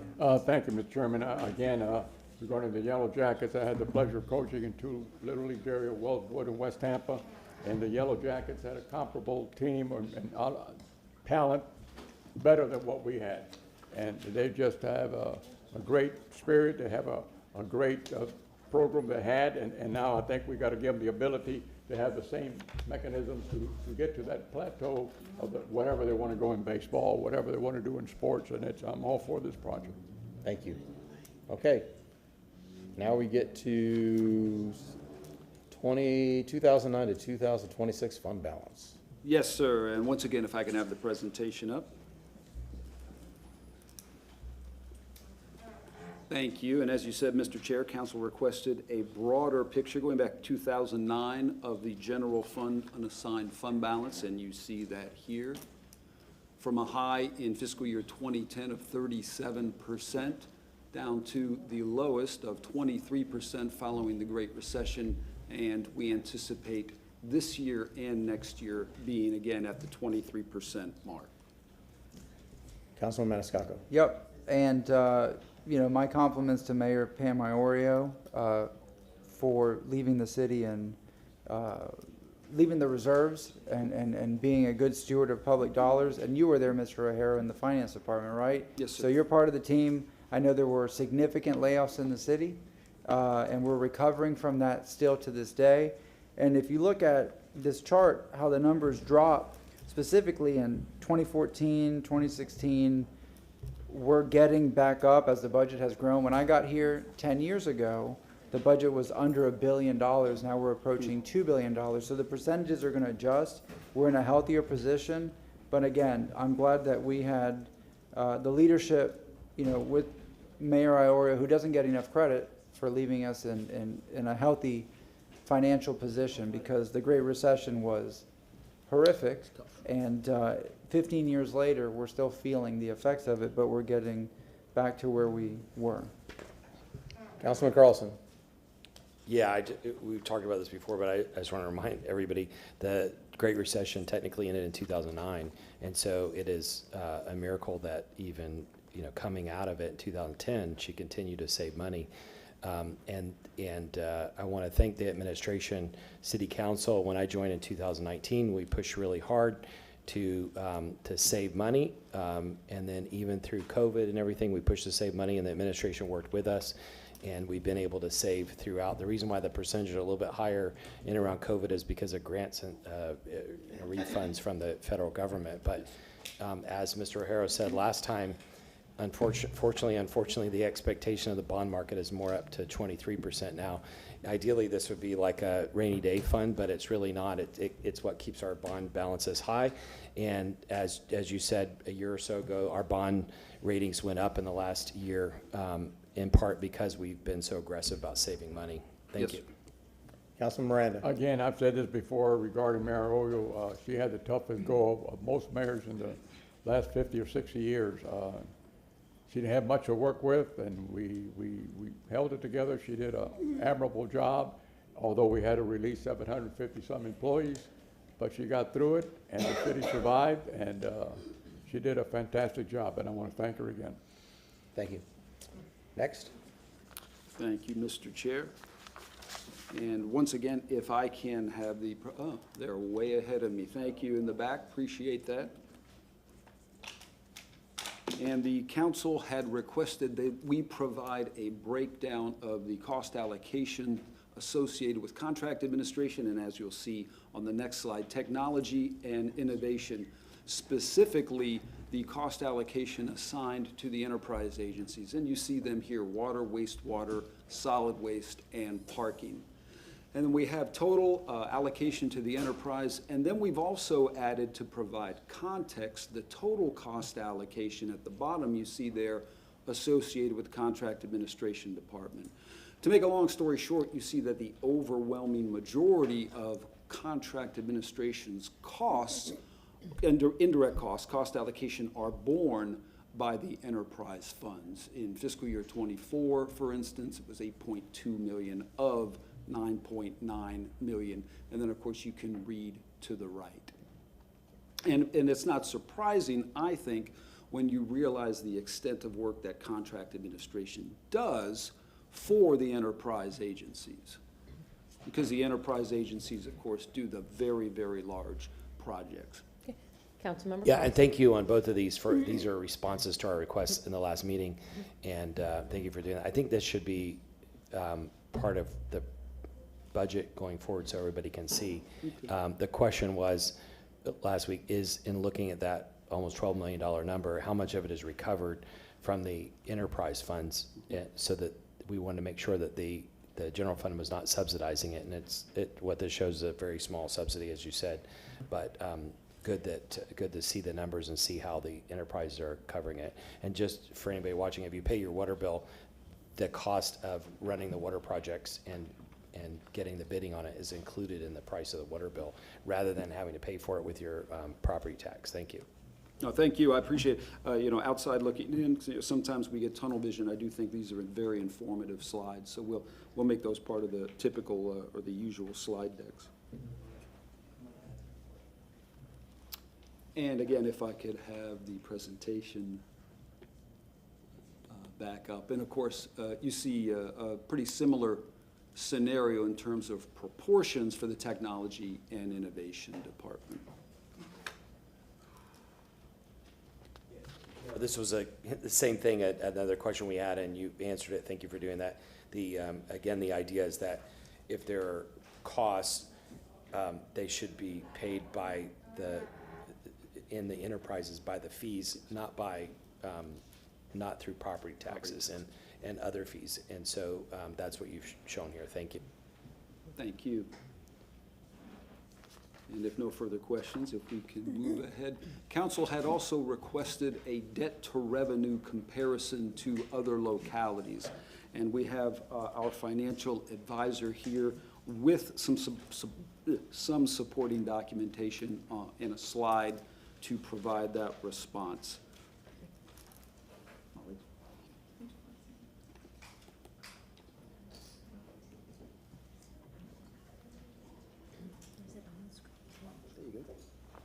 Alrighty. Do you need the slide? No, I think that this will be fine. Good evening. I'm Molly Clark with Public Resources Advisory Group, serving as municipal advisor to the city. And in response to the question that was raised at the last hearing, could I see this is a presentation of the revenues and liabilities of the city of Tampa, along with a Florida peer group we developed, as well as an outside of Florida peer group. The peer cities were initially selected sort of on two very basic criteria. What are their populations and what is their geographic size? We wanted to make sure that we're serving about the same people and in a similarly sized place so that, as an example, a water system would have a similar amount of linear mileage or, however those are measured, and we're not serving a much, much larger or much, much smaller area. So here we're looking within Florida at Miami, Orlando, and St. Pete. Outside of Florida, we've got Arlington, Texas, Cincinnati, Cleveland, Minneapolis, New Orleans, Oakland, California, St. Louis, and Wichita. Here you can see across a third of the way down the slide the total revenues of each of these cities. Then about 2/3 of the way down, total liabilities and debt of each of these cities. We then calculate our liabilities to revenues ratios, and there we ranked where is Tampa falling among this group of 12 from lowest to highest. You can see Tampa's revenue, liabilities to revenues ratio is at just about 208%, and then reading across that line, you can see Miami is quite a bit higher, Orlando's quite a bit lower. And we've ranked them below 1 through 12, with Tampa sitting at position 4. And in the final line, we're showing each of these issuers' ratings from Moody's. These are the issuer credit ratings. Many of your enterprise funds are also rated. Those are enterprise fund ratings. The issuer credit rating is kind of akin to a GEO rating. The city doesn't have any outstanding GEO bonds. Most of these issuers don't either, but it's essentially the sort of the top of the heap umbrella rating that would apply to each of these cities. The Moody's AA1 rating is one notch below Moody's highest rating. Moody's highest rating is AAA. Just for some additional background information, the city's current issuer credit ratings from Standard & Poor's and Fitch are AAA. Those are the highest ratings you can receive from either of those agencies. With Moody's, you're one notch down. We chose to use Moody's data in this presentation for a couple of reasons. One, because we sort of felt like it's most transparent and most fair to use them because they're not offering you your best rating. A AA1 is a rating you can be extremely proud of, and you should be, but it's not a AAA. The others have given you a AAA, so we said let's take a look at the Moody's metrics just in a spirit of transparency. Secondly, Moody's data analytics are, the scorecards they provide are really easy to follow. Their data is very accessible, and so it's sort of, their tools are readily available and somewhat more user-friendly. So that's sort of the second reason we chose to go with Moody's here. With each of these issuers, everyone does certain things differently. I think it would be hard to find two cities in the state of Florida, let alone two cities nationally, who are doing everything exactly the same. The rating agency work is so helpful because they have taken the time to develop protocols and methods of approaching different things being done differently by different people in different places, and sort of boiling down and drilling down to metrics that can be applied across the board. The rating agencies are reliable, they're professional, their work is considered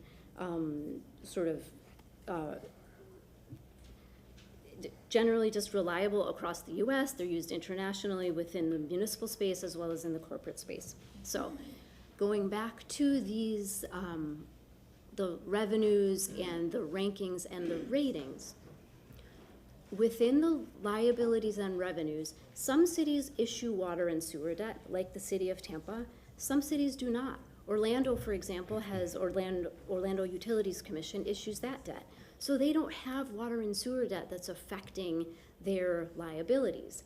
Other cities, the city of Arlington, Texas, has quite a bit of stadium debt on their books. City of Tampa does not. So that affects their debt. It also affects their revenues. So, it's never truly apples to apples, but we've done our best to bring together this comparison for your benefit and sort of the benefit of anybody taking a look at this. With all of that said, we can see Tampa's long-term liabilities to revenues ratio is at 208%. The highest ratio here is the city of Wichita, which is 311%. We can see when you go to the bottom row, Tampa scores a AA1 rating, and then Wichita, all the way up at 311%, is at AA2, only one notch down from the AA1. The reason for this, again, each entity is a little bit different, and there, in addition to the long-term liabilities to revenues ratio, there are several other factors that the rating agencies take into account when they're evaluating an issuer's credit and ultimately assigning a credit rating. So here you can see these rankings, the revenue percentages, and then the ratings at the bottom of the scorecard. With that, I think this is responsive to the request as far as information being presented. I'm happy to answer questions or to provide additional follow-ups, whatever could be helpful. Councilman Carlson. Yeah, thank you. This is another response to a question we had, and appreciate this is a lot of work put into it. What year revenues did this come from? These are the most recent available. These are based on each issuer's most recently published financial statement. So for Tampa, it's 9/30/2024. Some of the issuers, I think New Orleans might have been as far back as 2022. Okay. They're slightly delayed. Some issuers issue on a 6/30 fiscal year, but for all intents and purposes, it's the most recently available audited financial report for each issuer. I appreciate you doing all this, and I have a couple questions. I think it would be good to have this in a workshop at some point because the public has a lot of questions about this. And when I put up data before, if somebody doesn't like the data, they say, well, why did you pick this sample set? And so it would be good if since this might have to stand on its own in some places, if there was a better footnote or some data on exactly why each of those comparisons were chosen. We can see the revenues, but you mentioned population size. Also, it would help if it mentioned that. Like Wichita looks like an outlier because the revenues are so small. The other thing, which I didn't expect, is the pension liabilities, and then the other benefits. I think that's great disclosure, and we should go down and talk about those more deeply. But the question I had intended to ask was about the bond debt versus revenues, and so it would be interesting to see that. I mean, we can go through and calculate ourselves, but it would be interesting to see that as a separate measure. So we have revenues to all long-term liabilities, and then we have just bond debt to revenues. Is that it? Yeah, thank you. Councilman Maniscalco. Thank you. This is a great comparison chart. I'm surprised with Wichita. Who would have thought? But anyways, a AA1 rating, I think, is the equivalent of having like an 800 Beacon score. It's not perfect, but you can get pretty much whatever you want at great rates. My concern is moving forward in regards to debt, and I understand sometimes debt is good, depends how you borrow and what rate you get, but we just need to be careful as this administration sunsets and whoever the next mayor is, and economic uncertainty, because we don't know what's going to happen, that we don't keep piling on more and more debt, and that we're able to match or exceed revenues to what the debt is, that we're never in a bad position. I was looking at Miami-Dade's budget, and they had like a $400 million shortfall in July, and they've magically closed that. We have a balanced budget because we have an awesome team right there, and many more. But I just want to make sure that we, it was mentioned, and they have stadium debt. That's not cheap. And so moving forward, we just need to be mindful of maintaining our credit ratings high. I know the others are AAA, but not losing that, because it was tough to get here, especially coming out of what we just talked about, the Great Recession and all the other economic challenges. We're in a great position, and we need to maintain that. So we need to be careful what we borrow, how much we borrow, make sure that we're able to cover that, and we're never in a position of default or deficit or anything else negative. So this is fascinating, this chart, because there's cities that I would have never thought of, and here we are in a pretty good position, number 4 out of 12, 4 being, the lower the number, the better. So, thanks. Councilwoman Hurtak, followed by Councilman Miranda. Thank you, and I just want to take this moment to ask if this presentation will be put into OnBase, because I've never seen so many people in the crowd standing to look at the screen as I did right then. So I do believe that this is something the public is very interested in. So I would, if Councilmember Carlson moved for a workshop on this, I would wholeheartly support him, because the more we all learn, the better we get at this. And I just want to thank you for this. Data is just wonderful, very interesting, and I really appreciated the way you explained it. Thank you. Councilman Miranda. Thank you very much, Mr. Chairman. And as we all know, the enterprise fund is those funds that create their own revenues to maintain themselves and pay the payroll and so forth and so on. In fact, within that fund is the water department in the city of Tampa. And I forgot if there's either 5 or 8 in the whole country that have a AAA bond rating, and Tampa's one of them. I want to make sure that the public knows that, because the water department's done an outstanding job of doing what they do. And they have to spend hundreds of millions of dollars every time they do some repairs and new technology comes on. Just like the other 3 departments in that area, they also do the same thing.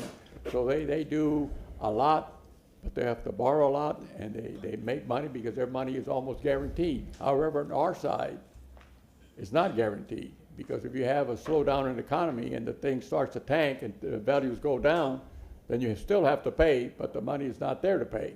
So that's the only difference that I see, and I understand what's going on, and I appreciate both what the finance department has done throughout the years, and this team's been together for just a few years. I'm not going to say how many, but I don't want to make them feel of any age. But they've done a fantastic job year in and year out. Thank you very much. Councilman Carlson. Yeah, just based on what Councilmember Miranda said, it reminded me also, it would be good to see this as the however you want to characterize it, the bond debt versus revenues. And then, and I just eyeballing, it looks like the percentages would change a lot then. But it also would be helpful to have the general fund debt, the general fund bond debt versus revenues as a ratio, and then do the enterprise one separately. And I don't know if you had more time and budget, it would be great to go into the individual enterprise funds too, to see how, what the ratios are for water and wastewater and solid waste, et cetera. But at least if we had a difference between the general fund debt and the enterprise fund debt, that would be helpful. Just another way to dig in, and not just for us, but the public is very interested in this. And the more what we find is the more data we provide, the more the public trusts the outcome. Thank you. Yeah, I think the one thing to continue to drive home is the transformational changes that we are making in the city of Tampa with our infrastructure. That a lot of this debt is, I'm sure we're going to be the envy of every one of these cities and most of the cities in the United States, because we are replacing our water pipes, we're replacing our sewer pipes. We're doing magic, and a lot of that debt, is my understanding, Mr. O'Hara, was taken out when we had historically low interest rates. Yes, as we started this. So it was timing and luck is sometimes better than strategic planning. Right. So, we are replacing so much of our infrastructure. It will be for generations, the next few generations will be thankful for the past councils and this council for the investment that is being made in the city of Tampa. It's not sexy. It's, nobody sees it. It's things that are happening, but it's taking care of the water that's coming to your house, taking care of the dirty water flowing out of your house, and all the infrastructure underneath these streets. So, so when you see that debt, realize a substantial amount of that debt is investing into tomorrow. So good. Thank you. It's a great presentation. Thank you so much. Thank you so much, Molly. And if I could just postscript that, I neglected to give Molly's full name and her affiliation. I think Molly Clark with Public Resources Advisory Group, financial advisor. It's been a great partnership for years and years and years. Thank you. I really appreciate it. You're welcome. Thank you. Thank you. Thank you, Molly.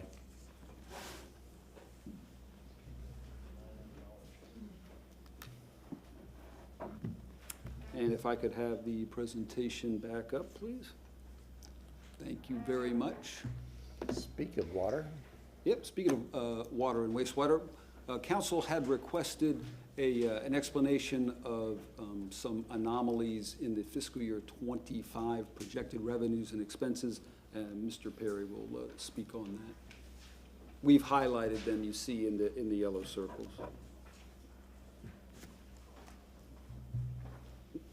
No worries. Good evening, Mike Perry, Revenue and Finance.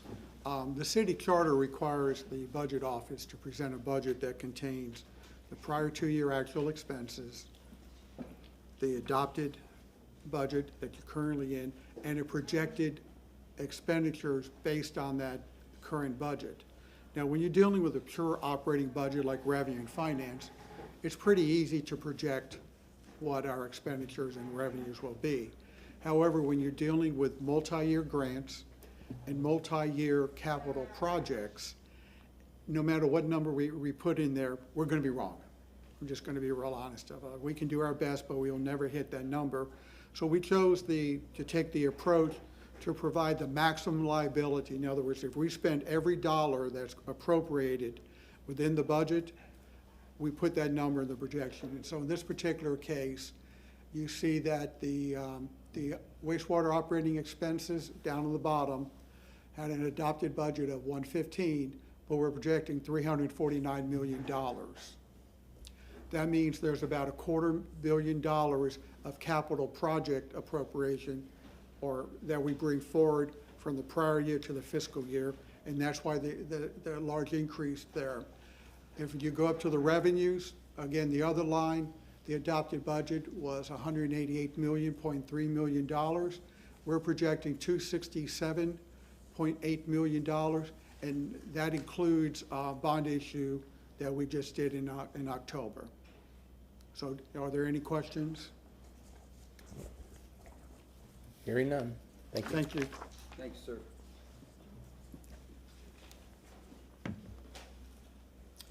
And once again, please, the presentation. And here, as I referenced earlier, are the tentative summary of changes. Now, of course, this was done prior to City Council's input. You see the Route 1, the Yellow Jacket CIP, the movement of 3 nonprofit organizations to the portfolios. And of course, we'll take the motions, take the feedback from council this evening and provide a revised summary of changes, which again will resemble the financial resolution we'll bring to council. Thank you. Councilman Maniscalco. Thank you very much. And again, just to reiterate, for the NAACP, I want the full $100,000 funding. This is an investment in the community and in the future of the community. Returning citizens, same item. I believe that's Councilman Vieira's item, and Ybor City Museum as well. I understand the importance of those. So I look forward to further discussion and supporting those items. Councilman Carlson first. Councilman Carlson. Yeah, as I recall, you can correct me, Mr. O'Hara, but as I recall, the NACP is a program to help entrepreneurs. And it seems to me that we'd be better in economic development than in community affairs. Community affairs implies that there's not as much of a measurable outcome for it, but if they're actually helping coach entrepreneurs, it seems like that would be better. And I don't know if you would make the same argument for returning citizens or not, but it's the same thing. Our economic numbers go up when we have full employment. And so if there are returning citizens who can't find jobs and we help them find jobs, that's going to help our economic numbers. Seems to me like it would be included under economic development as well. Thank you. Yeah, I see that. Thank you. Thank you. Councilman Vieira. Thank you, if I may. Thank you, sir. So 2 quick things. Yes, returning citizens, a very important issue there. Every year in our country, I think it is 650,000 people leave the prison system, and within 3 years, 2/3 of them will reoffend, and we just need to do better. And I try to have the city move on this just to mainstream the issue, because I think a lot of people look at the issue and go, oh, I'm not touching that. That would have probably been me 15 years ago. And it's an issue that affects all of us, all of our families, and it's very important. It's very important. I was also going to, it's not directly on point here, but I am going to be making a motion after public comment, obviously, on the Skills Center and seeing what we can get them this year. doing some stuff back there on it earlier, and yeah, and so we'll talk about that whenever the time comes. Thank you. Okay, very good. And that concludes your presentation? Yes, sir. Thank you so much. Thank you, Okay. council. Would council have any additional comments before we go to public comment? You guys want a break? Well, 5 minutes becomes council 15. No, 7 o'clock. Yeah. 7 o'clock? Exactly. Okay, so we are going to take a break. We will return to council at 7 o'clock sharp.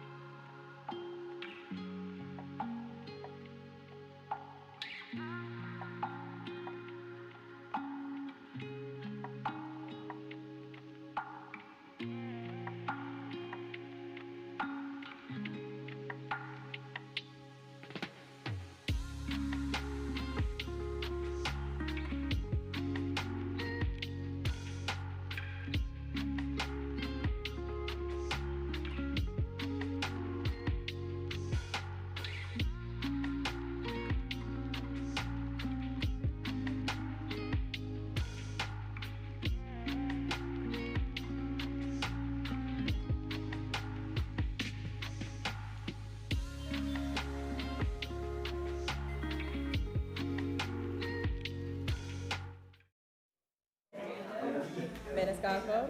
Hurtak. Viera. Carlson. And Clendenin. Here. We have a physical quorum. Thank you. Where we left off is moving on to public comment. You'll be called in order that you signed in. The first speaker is Pam Cannella, followed by Stephen Michelini. Is Pam here? Yeah. Oh, there you are. Right up front. You got it. How could you miss? Because I was looking over y'all. You tried to skip her, that's what. Okay. I Ready, can't. set. He's you're- gonna put my pictures down. There's not that many, not to worry. I The didn't hand photo, any the out. photo Okay, handler is on duty. Shush you. You have your 3 minutes shortly. Okay, my name is Pam Cannella. This stormwater budget is important to the success of fixing Tampa's flooding. Cleaning, maintenance has to be city's first priority. Tampa is vulnerable to sea level rise, extreme rainfall, storm surges, and overdevelopment. A plan for continuous maintenance and cleaning is needed until we are caught up. There are some areas that need a more permanent fix. The Palmyra ditch was cleaned in May. 3 months later, it's overgrown and clogged. City contractors are still not picking up their plastics and trash. There's grass clippings ending up in recently excavated and cleaned ditches. A maintenance plan is needed, as discussed by City Council, to address area by area. Stormwater Department needs its funding. Needs before wants. Wasteful spending has taxpayers responsible for this accumulation of debt. Too many costly projects. Tampa is no longer resilient and sustainable, but vulnerable and unsustainable. So Stormwater Department needs to function more efficiently and responsibly, and needs to be independent of the Mobility Department. By law, taxpayers' assessment fees need to be kept separate from other funds. This can only be achieved if stormwater is an independent department separate from mobility. Wasteful spending needs to stop. City improvement projects that are questionable and costly need to be postponed for further study.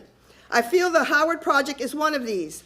The flooding in Palmacia Pines and the 2 ponds in that area have not been addressed. It is not in the Howard project. The city's Vulnerability Assessment Report 2025 states, Palmacia Pines strongly relies on the hospital pump. Yet at the July Stormwater Community Meeting, no backup generator was ordered for hospital pump, and it wasn't provided. Brian Rogers said it was coming. Those pumps were coming. The generator. Jeff DeBosier said that the pump didn't work. And another stormwater staff said it turns on, but water pumps to West Shore outfall. Drain maps show water flows northeast back into the pond. During my meeting with Mr. DeBosier, he explained the pump not efficient enough to reduce stormwater from pond. He said pond filter never got cleaned. My point is, too many conflicting answers. No one really knows. This is too important of a project and too costly not to address these ponds, especially the pond under the parking lot and hospital pump. Both are the key to the flooding of Palmacia Pines and Parkland Estates. Thank you. Thank you. And you got out early. Stephen Michelini, followed by Adam Harden. We trained. Steve Michelini. First, let me start by saying that CRA funds, they need to be paying their own way for other utilities that are not paying for it. You can't use the CRA as a piggy bank to take general funds and then make general funds make up for other services that CRA is not paying for. Second thing is, what is the housing authority's responsibility? We're taking tons of money out of the CRAs and out of the city budget for housing. I would suggest that you ask the housing authority to come in here and tell you exactly what they're doing with the federal, the state, and the county funds that they're receiving that should be going to housing. Capital projects should reflect smaller achievable goals that are area specific, and stop taking on larger projects that are not going to be as successful. The stormwater assessment and the capital projects, the two assessments that you have, can be used for maintenance and repairs.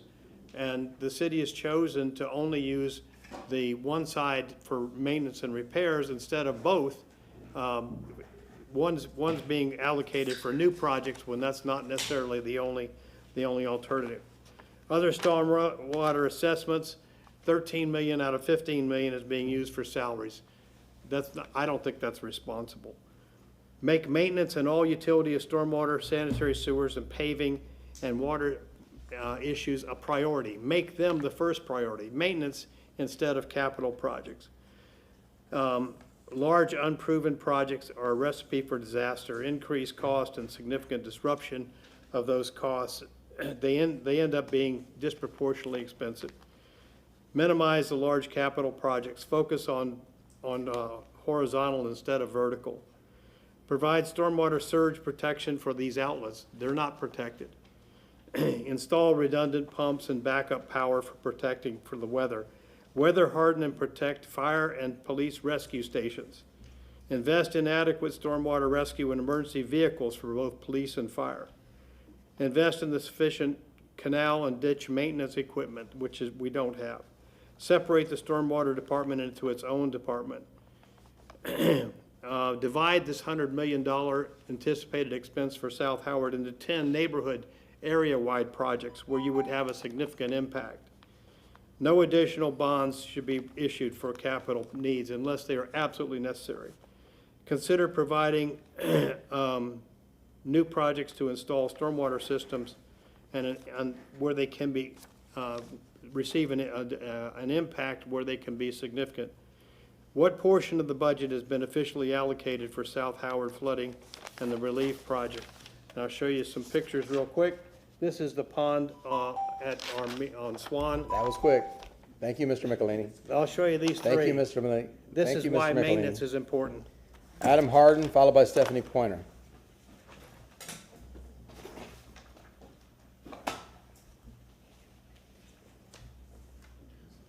Adam Harden, I'm a resident of Seminole Heights, and I would like to thank you guys for your service. Appreciate it. I've never been to a budget hearing before, but it's interesting to see that TD is part of your jobs. Charlie Adams would like you to know that he's here in spirit. He's at work tonight, and he would be here to give his full-throated support to Councilwoman Hurtak's concept of shifting a portion of the budget funds to the missing trail connection in Sulphur Springs. I coincidentally, went on a 24-mile bike ride on my gravel bike, and the route that I take through Tower Park, this weekend, and a new chain link fence is now blocking the way under the interstate. So more to come. So very timely concept. It was surprising to realize that segment D ends on the south side of the Nebraska Bridge, and segment E starts on the west side of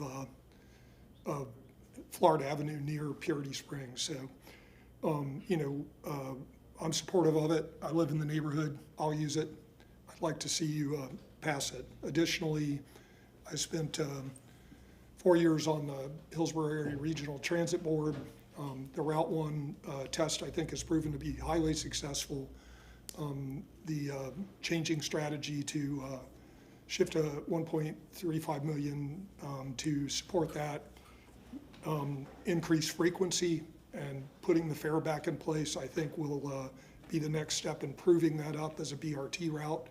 I think that is,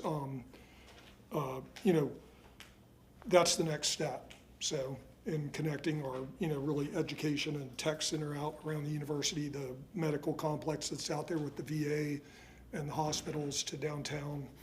And so both those things I hope that you will give your unanimous and full-throated support to, and thank you for your time and service again. Thank you so much. Stephanie Pointer. Are you Stephanie Pointer tonight? Yeah. Hi, Stephanie. We're going to switch. And Andy Joe Scaglione, good evening. First of all, I'd like to say that we have a great committee. As chairman of the City Budget Committee, I mean, we've met, 3 times this month, before Labor Day, before Labor Day weekend, met for 4 hours. I mean, this is a very engaged group, and I'm just honored to serve with them. And we have a great relationship with Hager and Mike. Mike being a straight shooter with us always the time, always.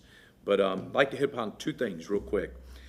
Number one is property tax history of this city. 2023, 15.8. 2023, 24, 11.6. 2025, 6%. 2026, 7.4%. The capital markets are frozen right now on anything being built that's big. What's ready you've seen built has been in the pipeline. The point is, we have to be proactive because times are gonna get tough, okay? You're not gonna see those numbers that you've seen in the past, and we've got to be proactive. Second issue I'd like to hit is we have some concerns with the peer comparisons we see. I mean, if I compare, you know, in my business, if I compare myself to C players or D players, I'm gonna look pretty good. We're concerned about the peer comparisons y'all see on the millage rates that was presented, and also, and we're gonna be doing a lot of due diligence on this, but very concerned about peer comparisons. Like I said, if you compare yourself against C players, you're always gonna look good. And so that's my two issues real quick. If you have any questions, open for that. Thank you very much. Thank you, Mr. Scaglione, appreciate it. The next one is a challenge for me because I can't really read it. I think it's ADNIACUNASO. Does that sound familiar to anybody? Okay, there we go. Okay, you're gonna have to say your name so I can learn it. So sorry. My handwriting is horrible. Mine too. My name is Adria Curioso. Okay. I am a Tampa citizen, born and raised. I volunteer with the Transit Now Tampa Bay Coalition, but I am first and foremost a Tampa citizen. So I would like to start by thanking the board for, you know, helping fund public transit. I take the one every day to work in the morning, and so it has greatly impacted my life. And so thank you so much for that.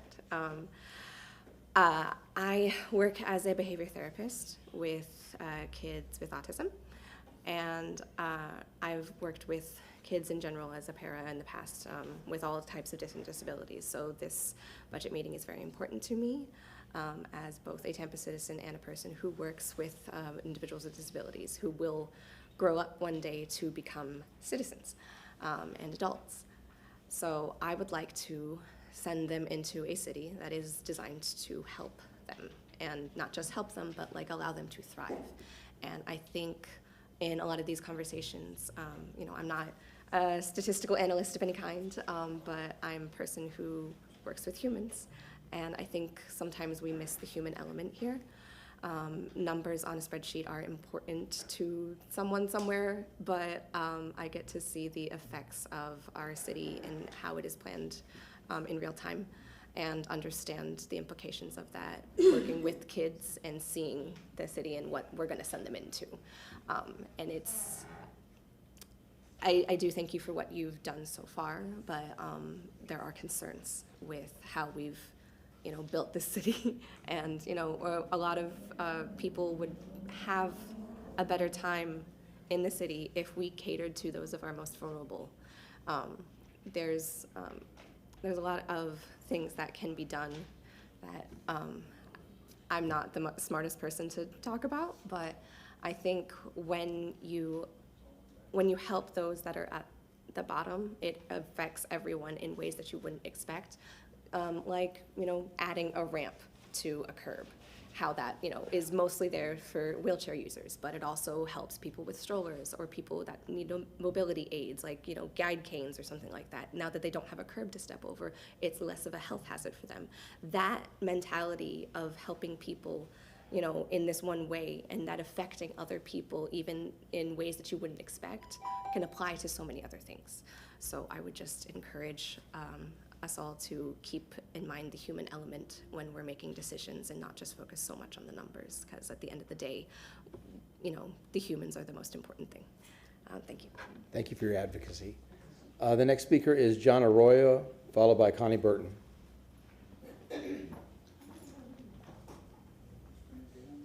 Fran Tate, you're going to be 1, 2, 3, 4 more. How you doing? My name is John Arroyo. I am a co-founder of the Skills Center. Just first of all, I want to say thank you for this. This is my first time being here, so just hearing about everything, I appreciate you guys. We want to thank you for continuing to support what we do for the youth in our community. In our first year of operation, the center is making a major impact with young people, but not only young people, the families, the seniors. We served over 5,000 guests in programs, events, and even tournaments this past year. Our building, you know, the Skills Center, we're trying to we want to bring in economic and social impact as we improve the lives of young people within their families. So we ask for your support in the funding of the facility enhancements. For 18 years now we've been around. We have provided free after-school and summer programs for all kids, regardless of where they live. Our sports programs are provided at a reduced rate. We never turn away a kid, no matter where they live, no matter how much money they make.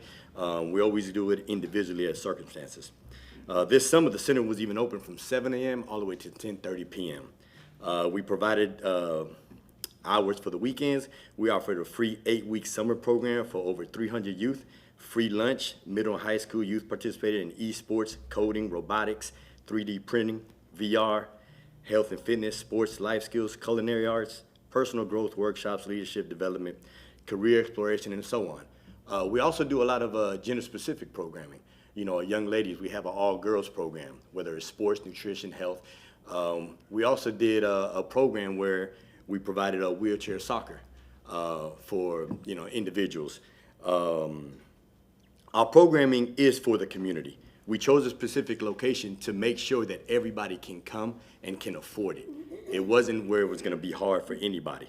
Our sports programs, 10 weeks basketballs, camps for elementary, middle school, youth, serve approximately 100 is paid activity. However, we don't turn a child away. We also offered, for the first time this summer, hours for high school kids. A lot of times there's nothing to do for high school kids during the summertime. So we were there. We had to make sure that the students, hey, it's time to leave. It's 11 o'clock at night. But it was fulfilling. We don't do this for a job, it's a purpose, it's a passion. That's why we created the Skills Center. Another program that we provided was a basketball clinic for youth with Down syndrome. And it was free for anybody and everybody, for youth and adults. Thank you. Thank you very much. Connie Burton, followed by Annalise Myers.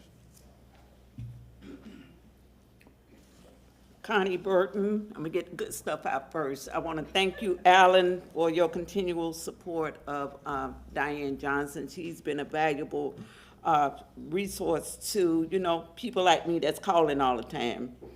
But I'm really on the edge because of the things that's going on in this country and things that I see in this city that I'm reflecting on, not just a sundown town, but a sundown country. That right now, we are feeling the effects of being under the microscope all the time. And when you talk about disability, I looked it up, it says a physical or mental condition that limits a person's movement, sense, or activity. And you know what you could lay next to that? Poverty. Because if people could get out of poverty, they could do for themselves. This little bit of stuff you talking about doing, it might work for people who want to run, jog, be on their bicycle, but the people in Sulphur Springs been waiting too damn long. The people in East Tampa been waiting too damn long. $1.95 billion budget, and you give the community so very little. And you want this to be a great city? Got a long ways to go in lifting the people at the very bottom up, at least halfway to your knee. The 2023, I want to say this and get this on the record. The NAACP did not get its full amount for 2023 to 2025, and now you're working on 2026 budget. Where is the people's money? I wish John Bennett was still here, Osea Wynn was still here, because I don't like talking behind nobody's back. The NAACP has not, NOT, gotten its money. As you talk about these organizations that's supposed to be helping to lift our community. But what the NAACP do get is a lot of backlash from the assumption of this community and those that are whispering in people's ear that the NAACP need to be under some kind of audit. Audit for what? They ain't got the money yet.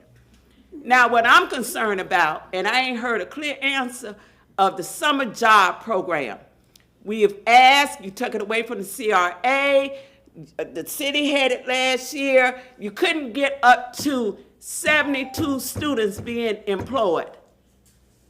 We've been waiting to see that number increase. This year, we want to see over 100 students employed. I guarantee whatever energy I got in me is going to paint this city to really show it for what it is. A $1.9 billion budget, and we can't get more for the poverty issues in our community. Shame on you. Thank you, Ms. Burton. And since I know you're probably going to leave, I'll just let you know I actually addressed the NAACP 2025 money with Chief Bennett this evening, so we should have an answer. Thank you.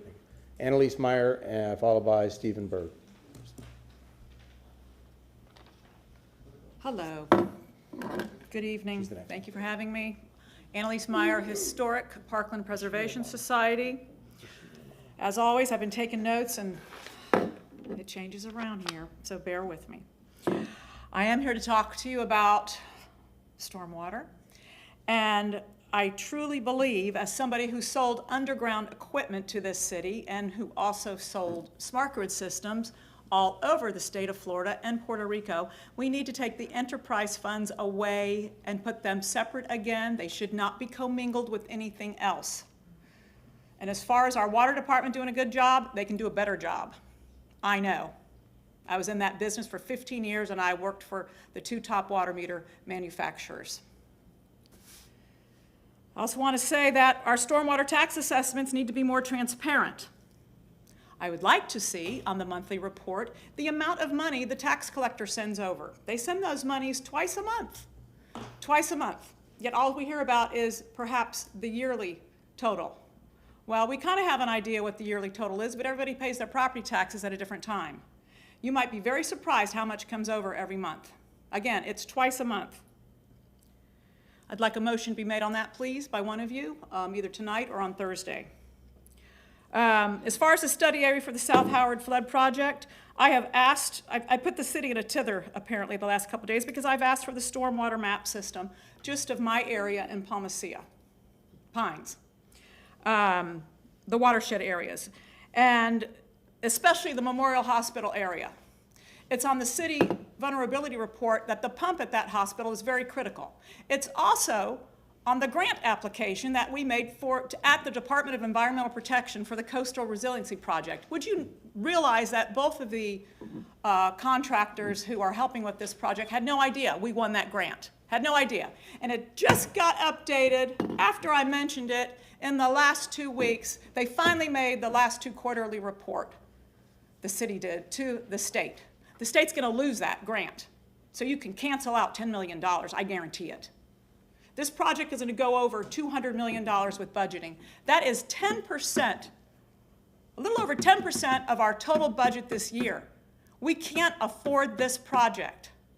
That area north of Swan Avenue needs to be studied more. I spoke with the contractor today. They do not have the authority to study it more. They've only looked on paper, and every environmental report that comprised that JMT report even stated that Swan Avenue is not the problem. The water from north of Swan Avenue is the problem. So why aren't we addressing that area? You've got 2 ponds up there that aren't working properly. Do not fund this project until you get more information. Thank you very much. Thank you, Annalise. Steve Byrd, followed by Fran Tate.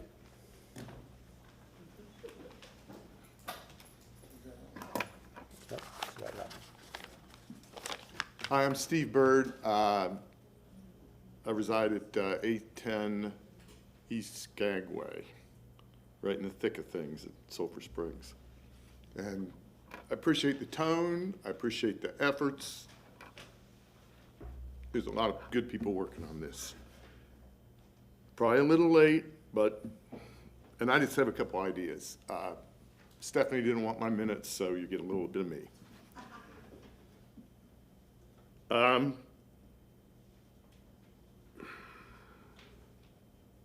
In Sulphur Springs, you talk about affordable housing Nobody's doing anything about it. 40 people getting assistance, and that's the whole city, I think, probably. 40 people. The market has to do it. You have to have a way for the market to do it.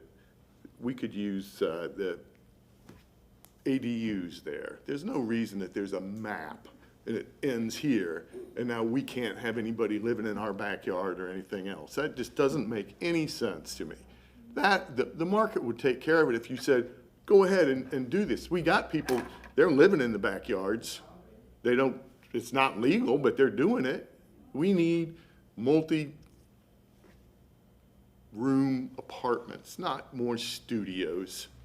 That's what the market's gonna put up. We're gonna be, the people in Sulphur Springs are seen as broken consumers. They don't have a lot of money. They need to stay there, not be pushed out of the way by the next huge development. The pride of ownership is what was there and needs to be back.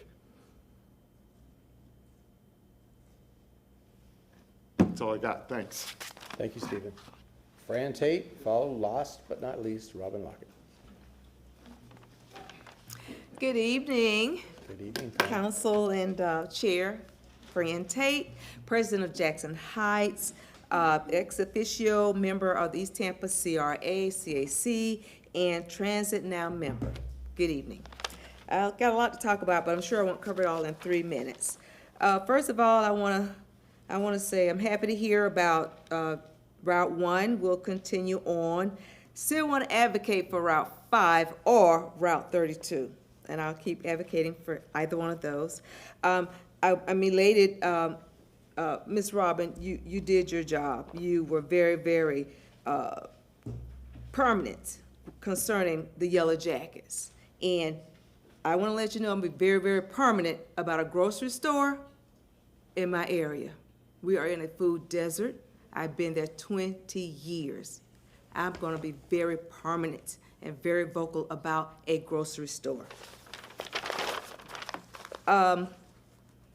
Let's see, item number 2, the playgrounds with the ADA equipment. Yes.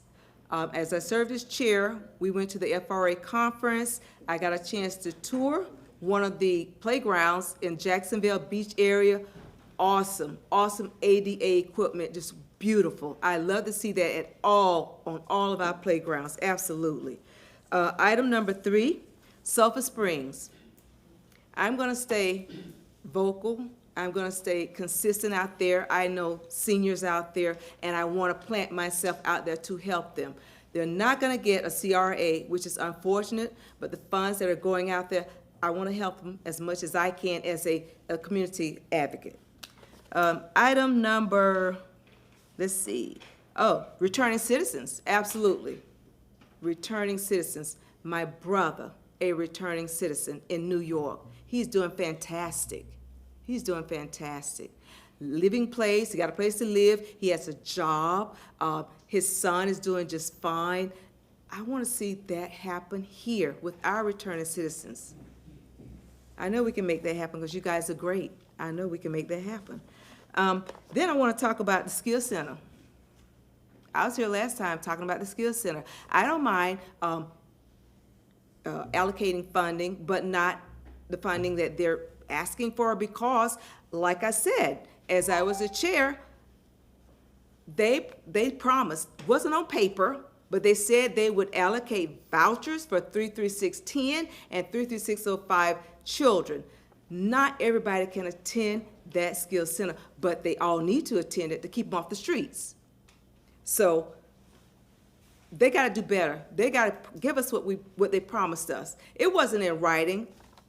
A handshake is well enough. A verbal is well enough. Make it happen.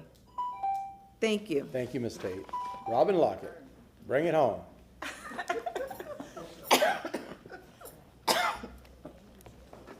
You make me cough. Hello, Council. Robin Lockett. 2 things I want to cover. First, I want to thank you guys for working and listening to my pleas about the Yellow Jackets. So I thank you for listening to me and making it work.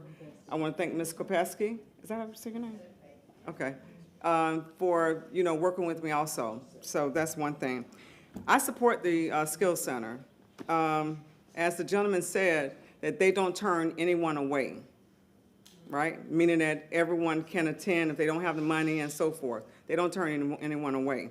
So I support the, I think the match funds or whatever, I support that in dealing with the Skills Center. I think it's a great program. I think that, and listening to all of the programs that they outline is great for our community. So I support them. And again, I just wanted to thank you for what you've approved with the Yellow Jackets. That league, it needs it. You are on the right path to making it whole. And we'll see what comes of it. But I really appreciate it. Thanks.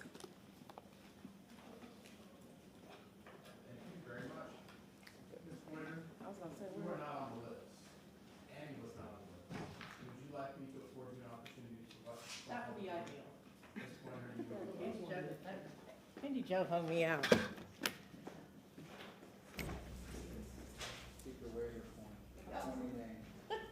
Let somebody do it last time. The spokesperson Pointer has two names, no first name, but that's okay, we know who you are. Is Mr. Stocco, Nick Stocco here? Thank you. And is Walter Hill here? Thank you. 2 additional minutes for a total of 5. Good evening. Stephanie Pointer. I also want to sing the praises of Darlene Johnson. She has always been amazing, and if she'd have ran for that seat, I'd have probably voted for her. Oh, I can't, so anyway. ADA funding for parks. How much is coming out of the CRA?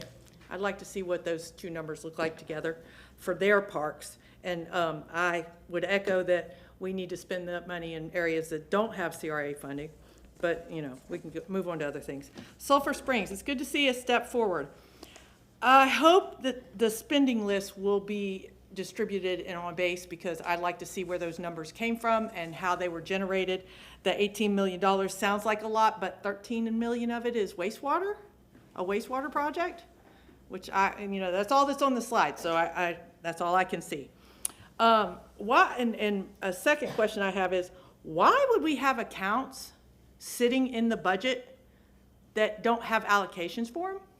I mean, that's $400,000 and it's going to go to a good place, but how many more of those accounts are sitting out there? Somebody should make a motion and ask.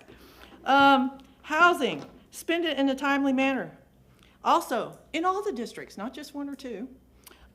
Social arts in action, oh my gosh, that thing makes my head explode. I noticed that you guys asked to increase the money, but divest the responsibility of that fund. It kind of was confusing to me. Route 1, please put a date on the motion where the resolution would go to heart by such and such a date. I don't want to see this. Here we are. It's the end of September, and the NAACP doesn't have their money from FY25. Seems like anything that comes out of this dais gets slow rolled, and maybe sometime in the next 10 years we might see it done. The Yellow Jackets, I would love to see Related Group contribute some money to the Yellow Jackets, since they've taken away their land and they hadn't done jack with it since 2021. Our debt to revenue, is this before the recent reimbursement resolution or after? Don't know. Wasn't mentioned. The theme tonight seems to be stop spending on wants and concentrate on our needs.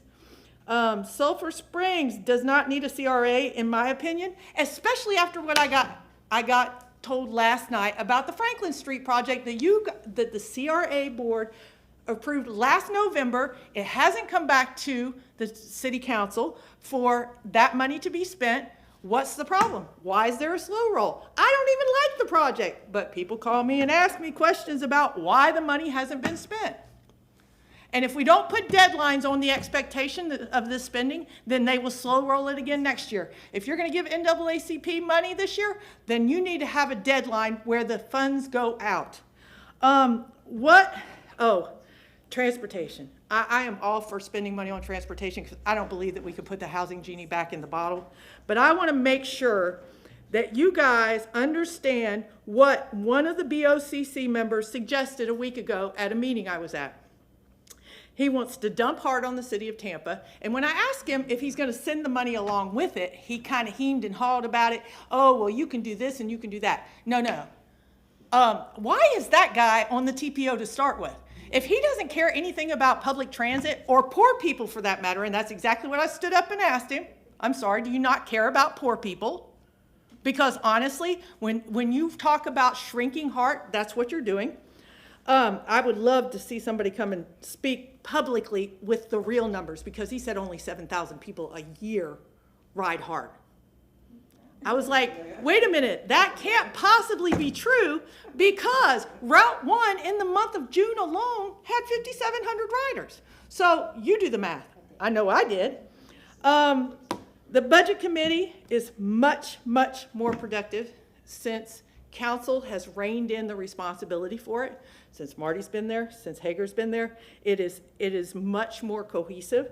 I just wish everybody would come to all the meetings, and that when everybody comes, that they would actually participate. There are people who call in and they don't pay any attention. And last but not least, I'm very, very concerned. We have had quarterly reports 3 or 4 different times from stormwater that said all of the stormwater ponds have been addressed. Remember I brought you guys that little spreadsheet? Well, if that's the case, how come that Palmacia Pines pond still hadn't been cleaned? That doesn't, somebody's telling a story. Who is it? I don't know. Not my problem. But I would certainly be asking, if you came and cleaned this pond, how come we got 2 ladies coming up here going, nobody's cleaned this pond in forever, in an area that flooded repeatedly? Have a good evening. Thank you. Thank you, Ms. Pointer. Okay, at this time, I'd like to close public comments for the FY 2026 millage rate, FY 2026 budget, and FY 2026 through FY 2030 capital improvement budget and program. At this moment, per council's request earlier in the evening, I am ready to take motions. Can I ask 2 quick questions based on the feedback? From who? Staff. Councilman Carlson. Yeah, just, I don't know who from staff would answer it, but Ms. Burton asked about the summer job program. Does somebody know what's in the budget for that and where?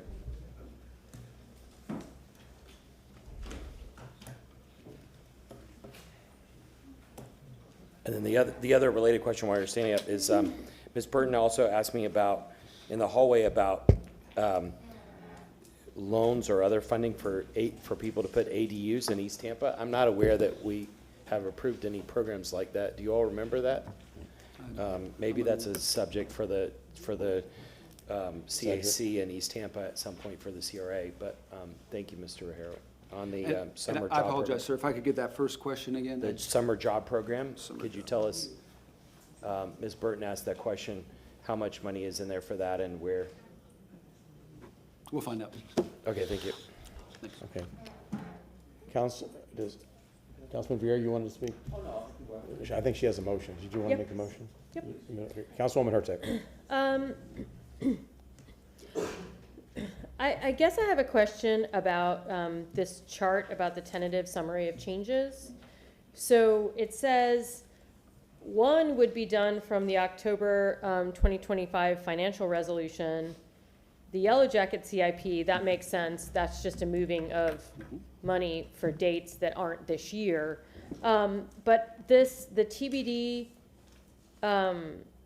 for the movement of the money, I'm guessing from the Social Action Arts Fund to others, there's no timing on that.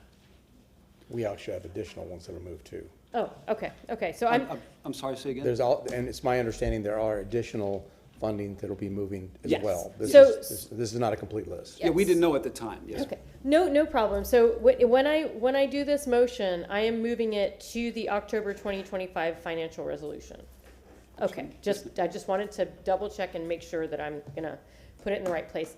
I move to move $150,000 from CIP 1002427 to pay for the loop in the River Tower Park, and that 150 the extra money to go toward benches, picnic tables, trash cans, whatever else Parks wants to put in there to make it a more usable, user-friendly space.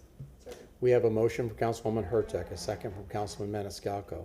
Does this require a roll call since it's a budget? No?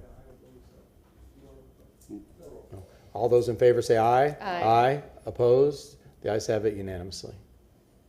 Oh, I apologize, and that it should be included, this motion should be included in the October 2025 financial resolution. Okay, we have a motion for an amendment. Is there a second? We have a motion for amendment from Councilwoman Hurtak, a second from Councilman Miranda. All those in favor say aye. Aye. Opposed? The ayes have it unanimously. Councilwoman Hurtak, is that it? Yes, it is. Thank Okay, you, very because good. the Heart Route 1 is already on here. Already good. Yay. Councilman Vieira. Yes, sir. A couple of quick motions, if I may, and I'll have some comments afterwards. Number one, Mr. Rajero, and thank you again for all your hard work. For the portico, should I make to move that forward, a motion for a financial resolution to be returned at a date certain at City Council?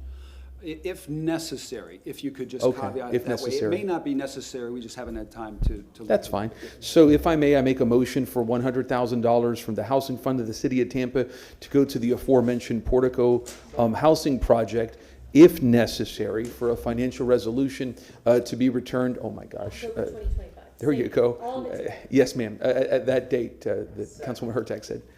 And and I'm sorry, just a postscript that would be ideal if we could have them all take place at the Yes, same time. absolutely. That way the public and council can have a Yes. holistic view. Yes, thank you.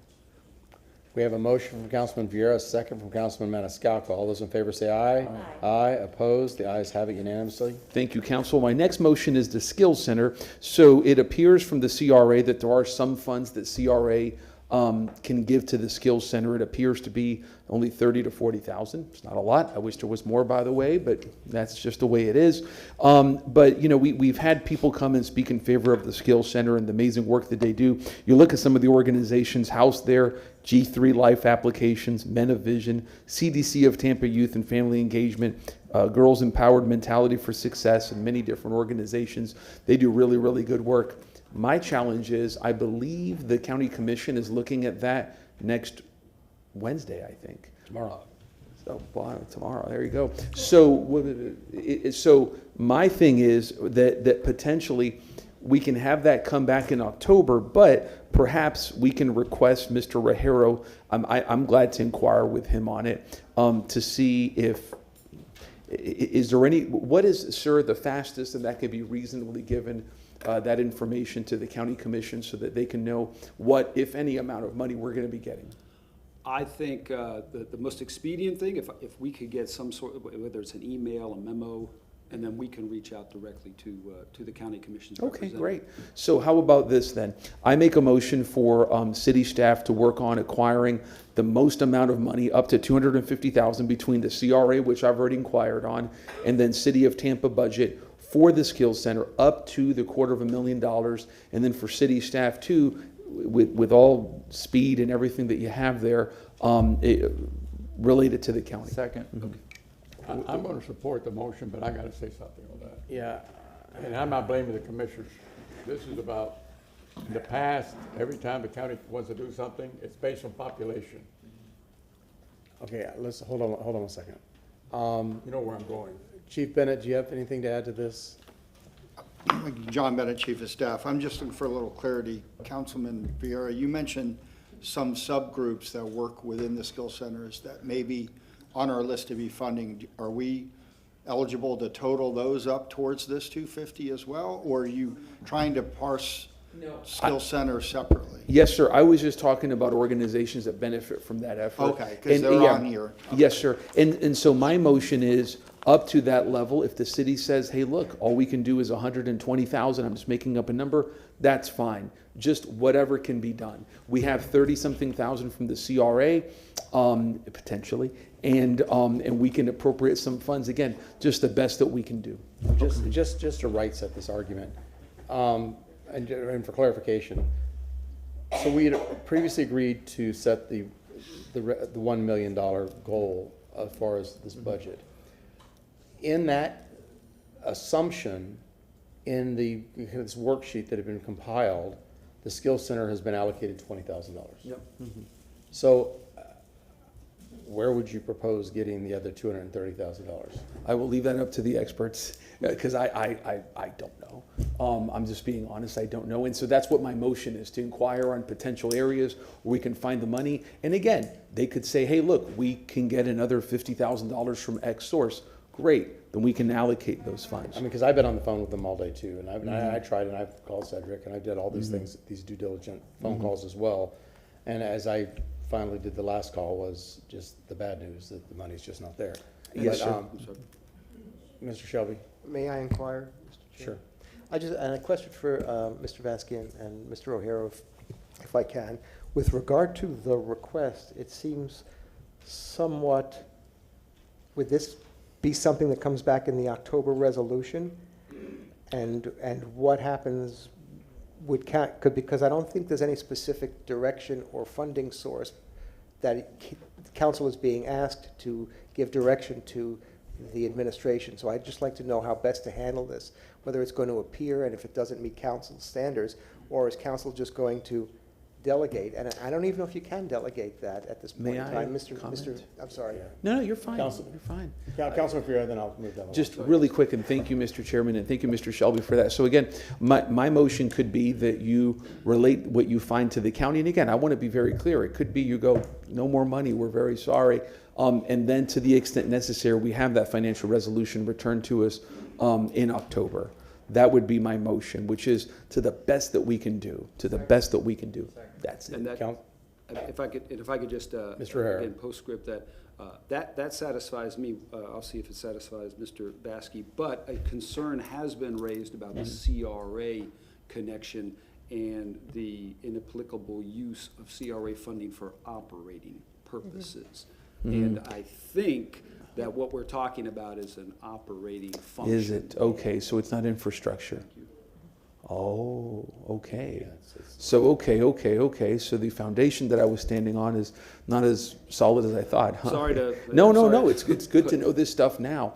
So again, my motion still stands, even though the likelihood of it being ultimately successful as we want may not be so high. But again, it's to the best that we can do, if that makes sense. Councilwoman Hurtak. Justin Vasky, Legal Department, I'm okay with that. It's almost a contingent motion Yeah. based on, research by Dennis. Best effort. Thank you. And I appreciate the best effort, but I also feel like tonight is like the period at the end of the sentence. And I'm just worried that, where will it come from? And I think, like, we are right now putting the period at the end of the sentence, and I don't, and once the sentence is written and the period is added, everything from then on, if I remember correctly, is we can make a motion, but the mayor has to approve any changes that we aren't putting in tonight. That's generally with true, a yes. number. So so if your motion is just to find, and whatever we find, I support that. But I just wanted to also rein in even more expectations to the fact that tonight we're putting a period at the end of a sentence. I don't disagree. Councilman Carlson.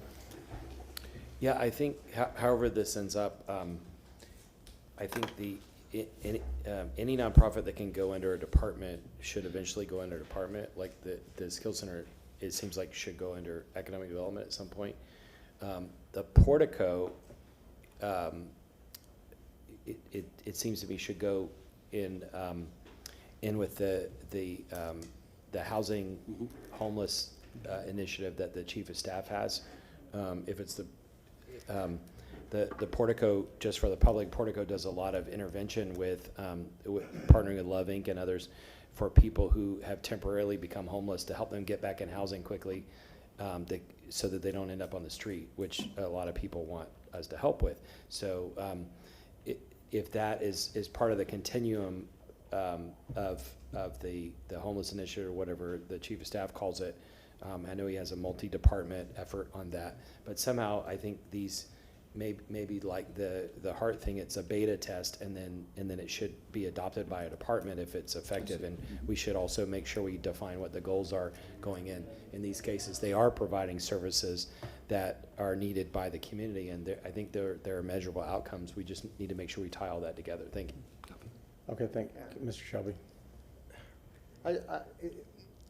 Respectfully, Councilman Vieira, in my experience, council has never addressed a contingent motion at this point in time. So I have a level of, maybe it's, because right now, if I understand correctly, Mr. O'Hara, if I can inquire, Mr. Chair. Initially, in the mayor's recommended budget, this fund was allocated $1 million, is that correct? Yes. And after tonight, the administration has agreed to make available $1.2 million. Is that correct? No, $1 million. Partially correct, and thank you, Mr. Chair. $1 million, but with the understanding that, again, you heard from the Chief of Staff, we anticipate that when we bring that plane in for a landing, it's going to be more like 1.2. So when that workshop takes place, those will be the parameters agreed upon by this budget that's adopted tonight? My understanding, I guess, and again, I'm open to correction, is that we will get closure on that well before a workshop. I've heard February mentioned, for instance. Now, further to a workshop, whether, it's next month, February, et cetera, and of course, council knows this, but it's worth stating, this is a plan. The budget is a plan.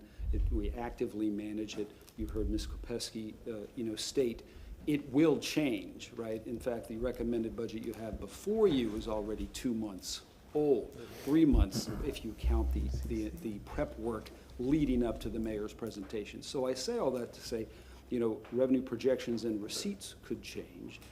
Expenditure projections will change. So I don't want to give anybody false hope. I was going to say, let me provide. I just want to bring this in for landing. Mm-hmm.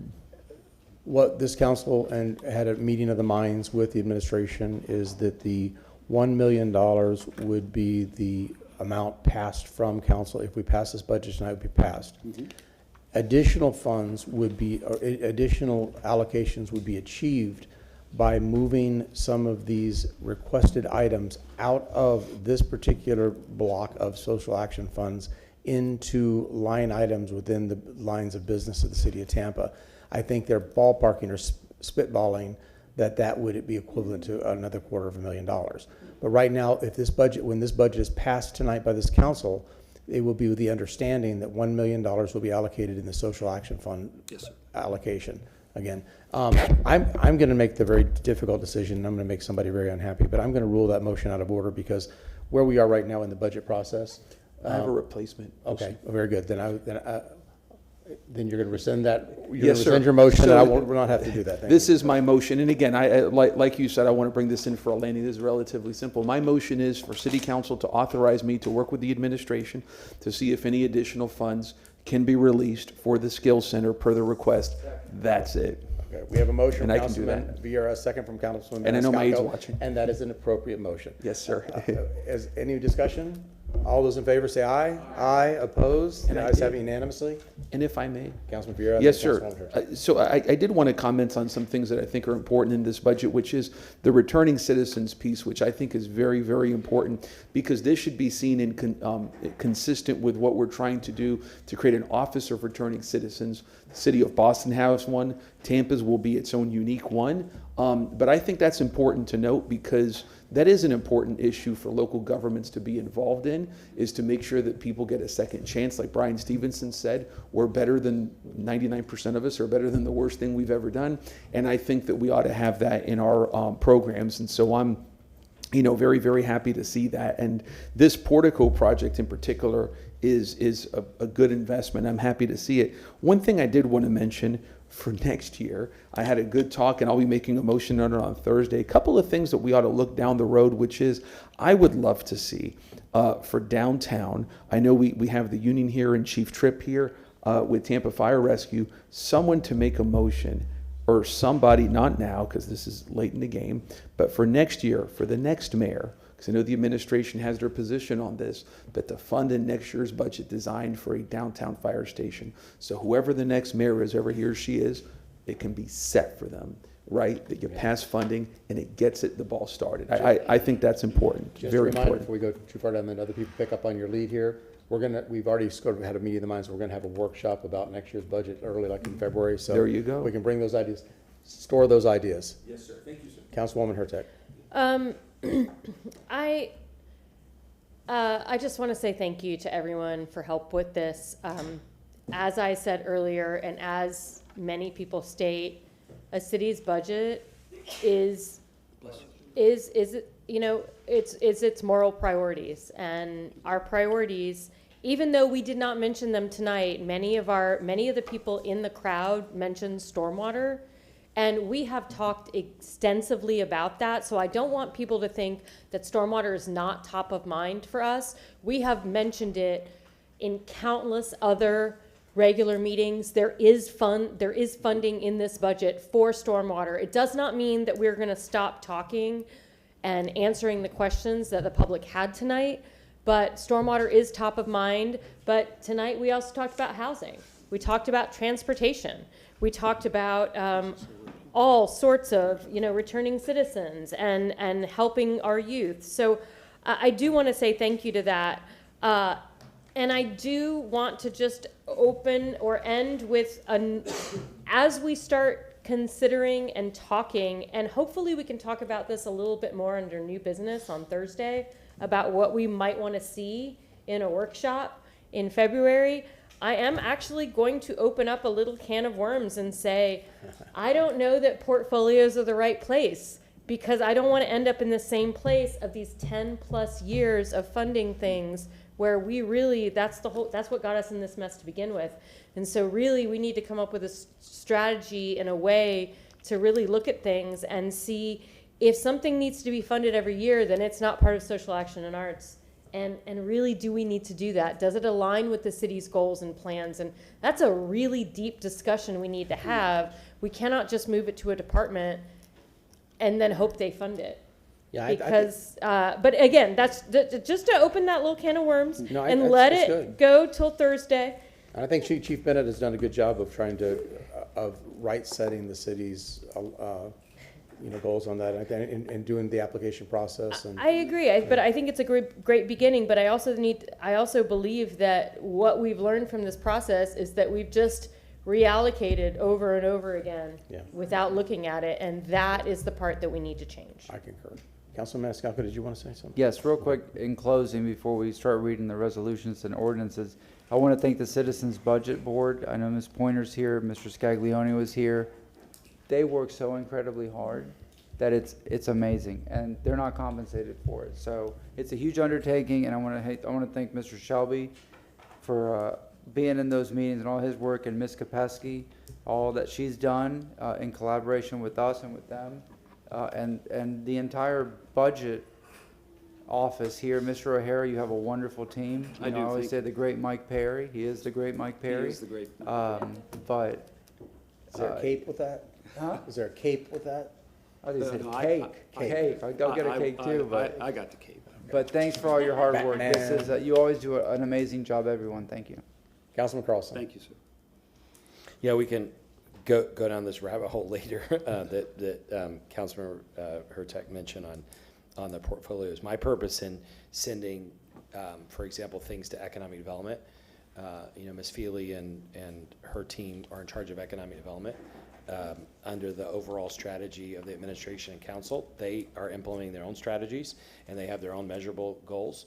And if a nonprofit is not hitting those measurable goals, they should cut them.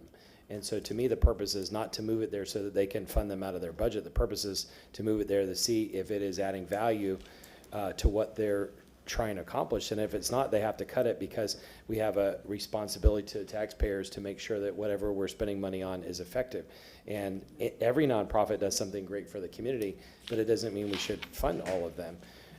And ultimately, we're held accountable. We can't just find unlimited funds to spend on everything. And one of the big trade-offs is the roads are falling apart in a lot of parts of the city, and if we're going to spend something on that, we need to be able to justify why we're not fixing somebody's roads.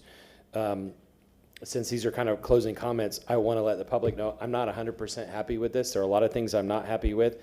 I'm still going to vote for the budget. I'm going to vote against the CIP because it includes South Howard, and other things that I don't agree with. But in terms of the budget, there are, although it's set and we have to get the mayor's approval, there are things that change throughout the year. And the things that are still underfunded, we can try to change, but there's more money in here for roads. For example, there's money in for stormwater, and other things. It's not enough of anything, but the one thing we didn't do is raise taxes. The ad valorem taxes haven't been raised now in something like 10 years. And so I think that's a big accomplishment because, as someone said, we're on the edge of maybe a recession or some kind of economic thing. The public has experienced high inflation. And right now, if we start to increase taxes, it could send Tampa's economy into a negative situation. But we haven't done that, and the mayor didn't propose that, and we haven't asked for it. And so we're holding things as they are, trying to be efficient about spending money. That means we can't pay for everything that the public wants, but we have paid for a little bit of a lot of things. And we've tried to keep it really focused on the public's interest. And anything that somebody doesn't agree with, come talk to me or my colleagues, and we'll try to fix it as we go, and in particular, look at next year. Thank you. And if I may, Mr. Chair, Councilman Carlson, I have a response for you on the summer job program. Go ahead. In fiscal year 26, we have $371,000, and that is for 36 teen workers for 32 hours a week. Did you hear that, Ms. Burton? That was a question I asked for you. Okay. Thank you so much. Mr. Shelby? Thank you. Thank you for getting that so quick. Yes, sir. Yes, Mr. Chairman, just for the purpose of the public, please, Mr. Chairman, confirm, I think we were about to be able to address item number 8. Am I correct in that, agenda item number 8? Oh, yes. So I just want to be clear for the public, so the public who is following along on the agenda, we are now at agenda item number 8, and for the purposes of the public. I'm going to speak first, then we're going to do that. Pardon? I'm going to speak and then we're going to do that. Okay, yes. but I just want people to know that when the time comes, state law does require that resolution has to be read in full, and that's what the finance chair is going to be doing. Thank you. Thank you. But first, well, one, I want to echo everything this council said, reference staff.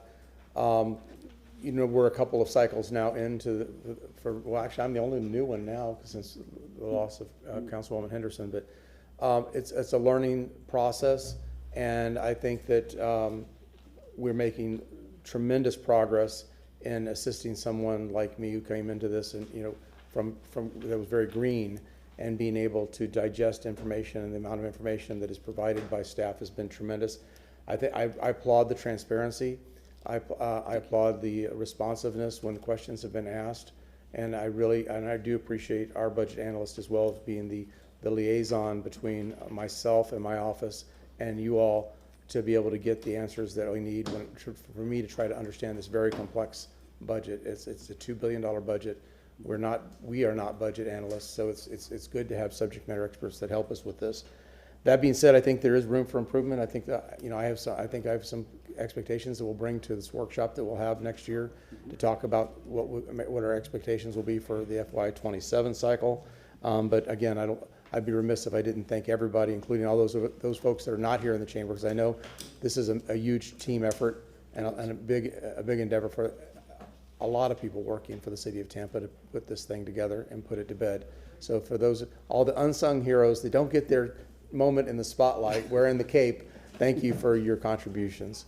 That being said, I will now relinquish the microphone to the Honorable Finance Chair, Charlie Miranda.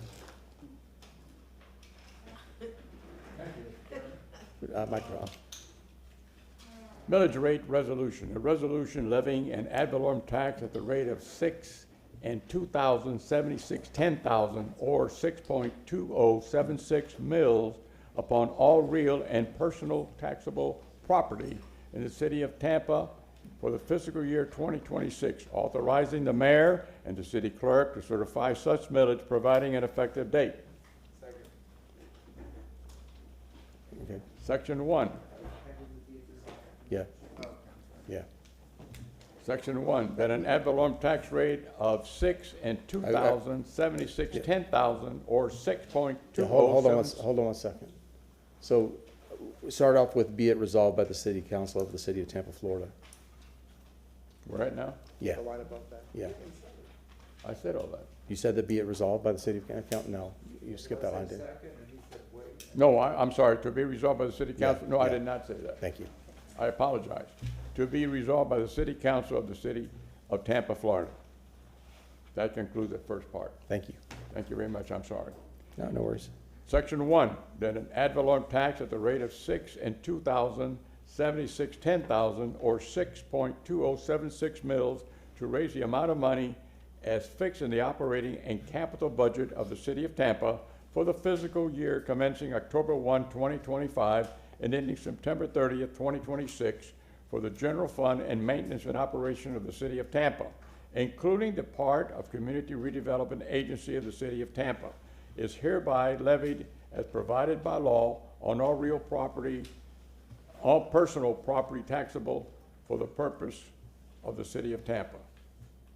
Section 2, that the mayor and the city clerk, as the proper authorities of the City of Tampa, are duly authorized, empowered, and directly to certify the property appraiser of Hillsborough County, Florida, the millage to be levied for all purposes for the fiscal year 2026 in the City of Tampa, to wit, 6.2076 mils, which exceeds the rollback rate of 5.9535 mils as defined in Section 200.605 1 of the Florida statute. Hold on right there.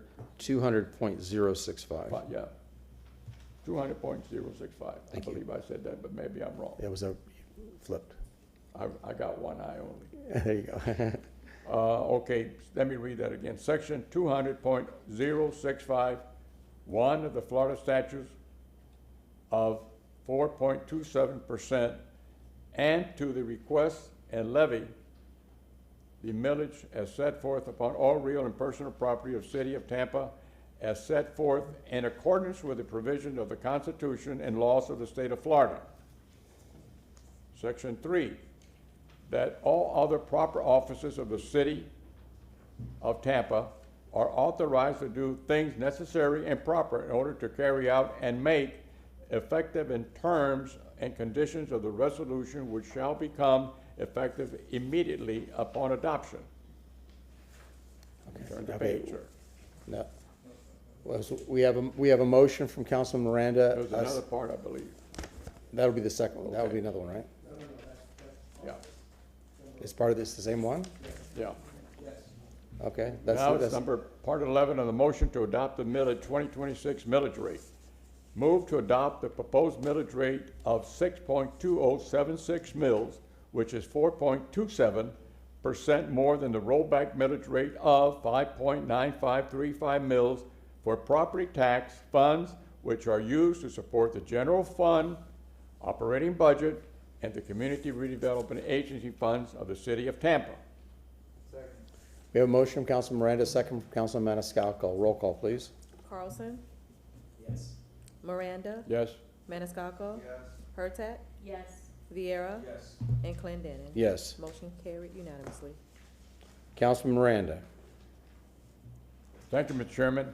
I move an ordinance being presented for second reading and adoption. An ordinance adopting the budget of the City of Tampa for the fiscal year beginning October 1, 2025 and ending September 30th, 2026, providing for the levy as provided by law of a tax on all taxable property in the City of Tampa and fixing the millage within said city, making appropriation in accordance with the provisions of said budget, authorizing the director and mayor and city clerk as the proper authorities of the City of Tampa to certify the property appraiser of Hillsborough County, Florida, the millage to be levied for all purposes for the fiscal year 2026 in the City of Tampa, providing an effective date.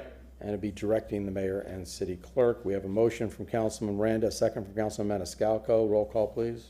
Maniscalco? Yes. Miranda? Yes. Hurtak? Yes. Carlson? Yes. Vieira? Yes. And Clendenin? Yes. Motion carried unanimously. Okay, I'd like to hear a motion to adopt the City of Tampa capital improvement budget and program for So moved. FY 2026 through FY 2030. We have a motion from Councilman Miranda, a second from? Councilman Maniscalco, seconded. Roll call vote, please. Oh, I'm sorry. His light was first. Oh, no, as I said before, I'm going to vote against it because it includes the South Howard project. Okay, so discussion, is that it? Councilwoman Hurtak? I also have concerns with a few of the projects in the CIP, and I want next year for us to have a more robust discussion about what's coming forward. I don't want to vote against an entire CIP because of one or two things, but I do think that next year, as we prepare for this, we need to have a more robust discussion about what types of projects we want to see. I mean, we heard today from the public that they don't want us to spend on wants, and we heard from our budget advisory committee that they want us to take some of these CIP projects and try to reduce the amount of money that's put into them. And I think that that is a fair recommendation. So I pledge to work on that, but I think all of us, I think going into next year's budget cycle, we really need to discuss some of these bigger ticket items that I don't see on the CIP now, but seem to just appear. Well, Councilman Miranda? regarding the CIT tax, I have a little. No, CIP. CIP, okay, I'm sorry, Yeah, sorry. I heard CIT, No, but. I'm sorry, I'm talking about the CIP. Okay, got I it. apologize, I'm talking about the CIP. Yeah. Mr. Chair. Councilman Carlson? Yeah, just to add one more thing. I learned the hard way over the last few years. Years ago, we were told, well, approve the CIP, you still have a couple more bites of the apple. And then when we got to the other bites of the apple, they said, well, you approved it a couple years ago in the CIP. And so more and more, we're being restricted from cutting things off part way. An example is the wasteful South Howard project. And we need to make sure these things are not in the CIP. And I think we have to take a stand and not allow these projects to creep in. And if we turn down the entire CIP, maybe the administration would come back and cut some of this fed out. But if we took that $100 million or whatever that's eventually going to be allocated for the South Howard project and reallocated it to actually fix the basic problems of stormwater in South Tampa, we could help thousands of people. Thank you. Just to be clear, when this is the last bite of the apple, so I mean, I think you hit it. If the CIP, when the CIP passes, this is you're endorsing these projects in total. So just so that you can't go back and say you didn't know. No, but when the contract comes up, because some of these projects go way over budget because of the cost increase, that we have the ability to kill them again, like the South Howard project. When they come back for the next 20 million, we can kill it at that point. We will have, but then you're in for a penny, in for a pound. Wasted the sunk costs in the past, but we will save another 80 million in the future, and we can do that with any of these. If the prices aren't going down as they're going up, we have a chance to change them. Councilman Miranda? And I'd like to see call the budget officer up, Mr. Rojero. Regarding the CIP, I heard the word fat tax or fat, whatever it is. Is there any fat anywhere that you, I don't know, I want to find out. Not that I'm aware of, sir. Have you been audited before? I have. How often? We are audited once a year by an independent CPA firm. What about outside? Yes, independent outside. And then, yes. okay. Then they never questioned the CIP? No, we have, I think, 3 consecutive audits, again, outside audits. I'm asking, I don't know. Understood, yeah, 3 consecutive audits with no findings. All right, thank you. Yes, sir. Councilwoman Hurtak. I don't necessarily think that, I mean, it's wonderful that we have those, but I don't think that what an auditor is doing is looking at places where we can cut. Because I do believe that in pretty much every project, there's something we can cut. I understand what you're asking, but I think this is a different question in terms of, in every project, there's something that we don't need the best of, or we can do. Well, you can say that for the whole budget. But that's what I'm saying. Yeah, so, that's a personal thing. But that's a subjective thing, and that's what I think we're talking about here more is a subjective thing over what we should spend, not if we aren't following accounting practices properly. Yeah, I think that the question is more pertinent to political objectives than audits. Mr. Shelby. Yes, Martin Shelby, City Council Attorney. And just a reminder, Council, and I understand what Councilmember Carlson is saying, but to not minimize it, your role approving each and every single contract, which under the charter requires it to come to council before the mayor can sign it, is a significant decision.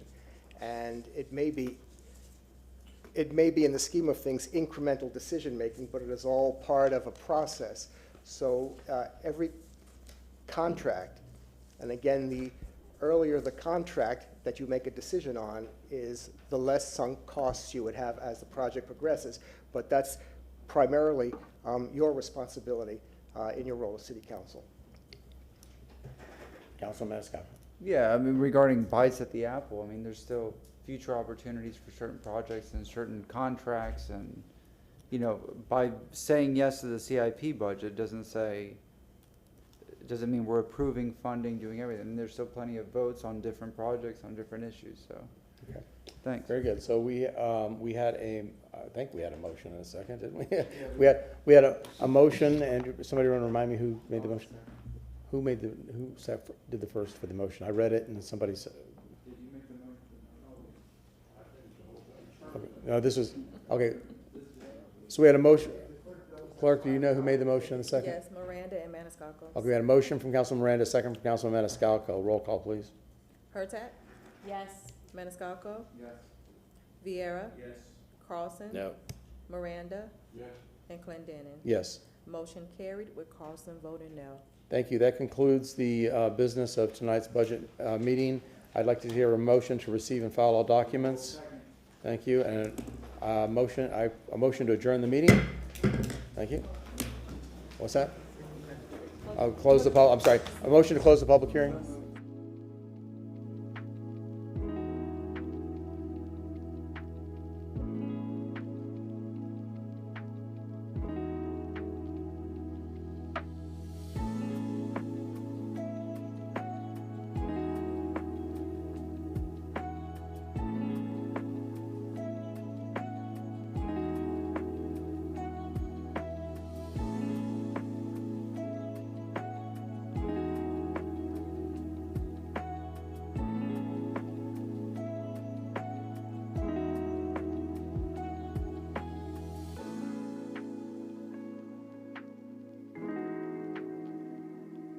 Code